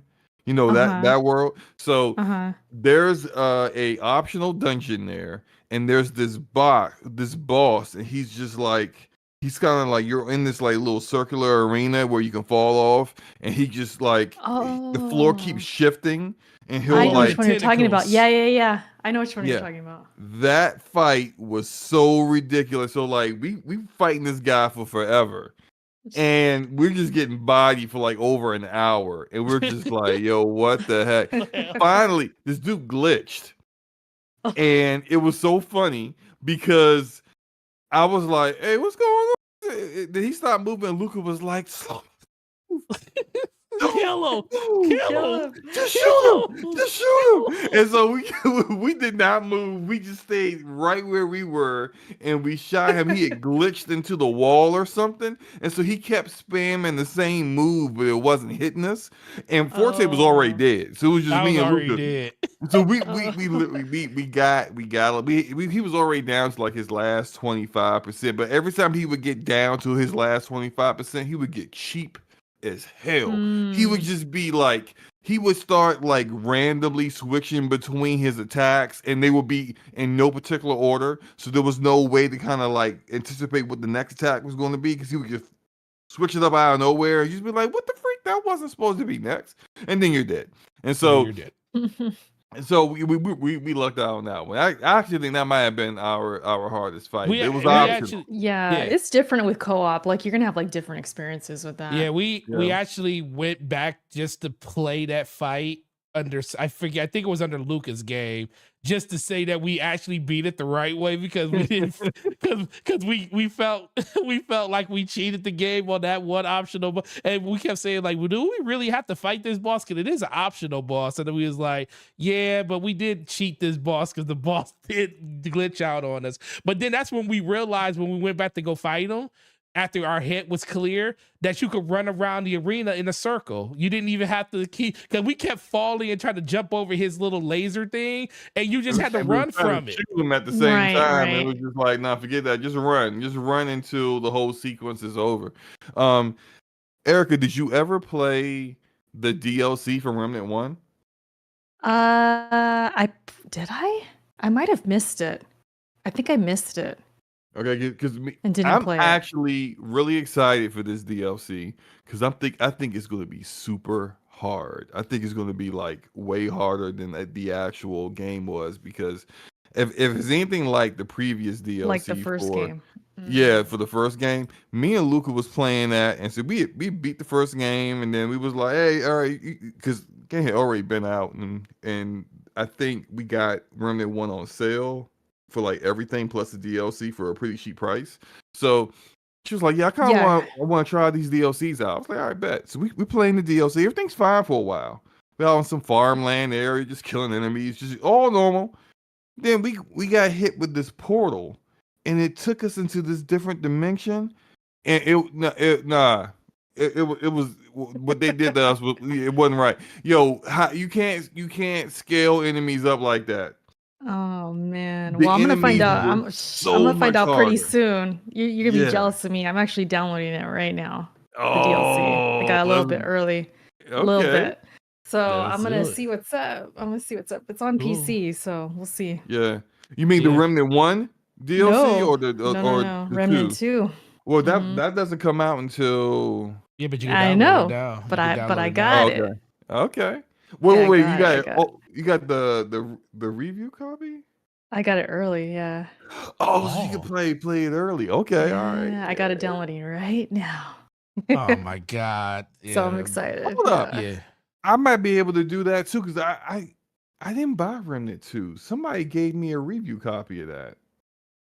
I think. I think it's for me. Well, you know what? I don't know. I can't speak on that because I didn't have the review copy on PC, but the code is for the DLC. Oh, got So you, I don't got know. you. Oh I my got God. to check Steam because I came somewhere around that time period. I You got gotta a wait. review You gotta copy wait of the anyway. game. You gotta wait anyway, Slumber. You can't play without us. I We already just want to. Yeah, you gotta wait for your team, your squad. we already made the I'm decision to not play on gonna the beat it. 15th. I'm not gonna. I just want to see what it look like. But I can maybe see No. what it look like. maybe I'll throw you a little bone, like a little information. If I feel it's like super hard, maybe I'll let you know. I'll let you know. I can't. I can't freaking wait. Well, with that, Yeah. we come to the end of the show. Really appreciate everybody that came through. Shout out to Anonymous with all the super chats and all of the gifted subs and everybody else that super chatted you. Really appreciate Audible and Brap super chatted. Really appreciate those. Cuts, homie, best friend, Mama Cuts, Grandma Cuts. I had to visit the grandkids today. Yeah, you had to. Shout out to that. Shout out to that. That's what. Hey, listen. We always respect the people that came before us, and you're one of the good ones and one of the great ones. I remember before I even got in this community, and I tell you this all the time, that you were one of the people that I always like. Man, I really like listening to her opinions, and that hasn't changed over the course of the last 6-7 years I've actually known you, which is kind of crazy. It's been that long, but please, fast. right, exactly. Please let everybody know where they can find you and what you got going on your channel. Yeah. Well, like I said, Remnant 2 DLC coming up, so I'll be talking about that. Probably show some boss fights, how-tos. Like if you're interested in Souls games, like I got you. Especially if it's like from Software or like these big Souls games that are a little more well known. I usually cover them on my channel. So yeah, Erica's for the win. You can find me by that name anywhere. And what else do I got going on? I'm going out of town too this weekend, so that's gonna be interesting. I'm gonna take my laptop. Remember, we're talking about the laptops. I'm gonna take it and then squeeze in some time with Remnant. So expect stuff on that. And then I might do some content with like the Game Awards because that's coming up. Nice. But other than that, man, it's the end of the year, so I'm trying to chill, hang out with my son a little bit more. So I might be a little lazy on the content too. So anyways, but I appreciate you guys having me on. It's been fun as always. And I appreciate every time, Forte, you always give me some kind words, and it always comes at the best time because today, no joke, like I was kind of feeling down about YouTube. I was kind of feeling down about it. You know, these views, sometimes they're up and down. And then I start to think, man, what am I doing wrong? And then I come on here and Forte's telling me this, all these nice things. I'm like, okay, I'm motivated again. So it means a lot. I appreciate that. And you too, Slow-Mo, both you guys are doing a great show here, and I always like being on it. So thanks again. Thank you. Yeah. Appreciate that. Shout BK out Born. to BK Born, aka the Fortnite crackhead in the house. $10 super chat. Says good pod, guys. Shout out to y'all. Look, at BK could have spent that $10 on another Fortnite skin, but he gave us that $10, so I appreciate him. Is it because it might not be any skins in there worth buying? Probably not. Probably the case. Oh, they changed the Fortnite item shop to be like how the old school OG shop was. Nobody wanted that stuff. In there. Ain't nobody in there right now. Maybe the shop's down tonight. He can't spend his money on the shop. He gotta spend it here. I gotta spend on something. I gotta spend it on something, you know. Right, I'm glad you showed us, bro. Yeah, appreciate you, bro. That's the homie. Slow-Mo, the man, the myth. Slow-Mo, the man, the myth, the legend, the man, the many slaps, the man that literally holds this show together. The right-hand man, couldn't do it without him. Please let everybody know where they can find you, what you got going on in your channel, and channel members on your side. Oh yeah, let me go grab that real quick. Yeah, and again, Erica, thank you for joining us. You're always welcome. Anytime you want to come through, it ain't nothing but a word. Just let us know. With my channel, so I guess I gotta do another Alan Wake stream. You know, yes, sir. I'll make sure that 70% of it isn't me troubleshooting. Yeah, do that. Okay? Do that at the beginning. But everybody did a poll at the end of the stream. Everyone was like, "Yeah, we want to see another one." So I'm now in the Alan Wake portion of it. It goes back and forth, but like I'm with Alan now. And everyone has said that's played the game a significant period of time has said that the Alan Wake portions are better than the Saga portions. So we'll see what happens. But like expect me to go live with that probably Saturday. Tomorrow we got some Halo things to do. So won't be doing any Alan Wake stream unless I do it earlier in the day, which I doubt because I'll be busy with work. But come out, check that out. In addition to, got a couple of videos I'm still working on, so I'll have those out soon. And that's it. Let me get these the channel members, and we can get up out of here. Shout out to J0387. Shout out to Rodimus, Donnell Brown, Enrique, Harky Shani, True Serum, Trevor Birdsong. Obi-Wan Kenobi. And Gaming Forte, Corey Hill, Stardust Acero, and that guy Smitty. Definitely appreciate you guys. And you're already on the channel, Gaming Forte, here, YouTube, Twitter, Xbox Live, PlayStation. Subscribe to the channel, hit the like button if you enjoyed the stream. For our special guest, her information for Twitter and her YouTube channel is in the description. Please give her a follow, give her the support. She definitely deserves all the support you guys can give her because YouTube's not easy. It's kind of hard out here. But just having people show up in your streams to kind of just talk gaming with you, that's all that really matters for people. So your time is all we really want. And just hitting the like button does a lot for us. So make sure you do that. Yeah. For my side of it, shout out to the 4 people that just got gifted, or 5 people that just got gifted today at FTW, Joey, Phantom Kraken, Black Card, and Neil S. Shout out to the boy Rodimus for re-upping today and also dropping those 5 gifted members. We also have True Serum, Basement Radio Arcade Podcast, Donnell Brown, Stardust Acero, Ramon Terrell, Trevor Birdsong, Hargy Chani, Corey Hale, Slumbo Backslap, DJ Oris, and that guy Smitty. Really appreciate you guys supporting in that way. Guys, enjoy your weekend. Enjoy the games you're playing. Enjoy the Game Awards, and enjoy arguing with people on Twitter about what game should be there and what's not there. We'll see you guys next week. Have a good week. We'll see you on Slumbo's channel for episode 1.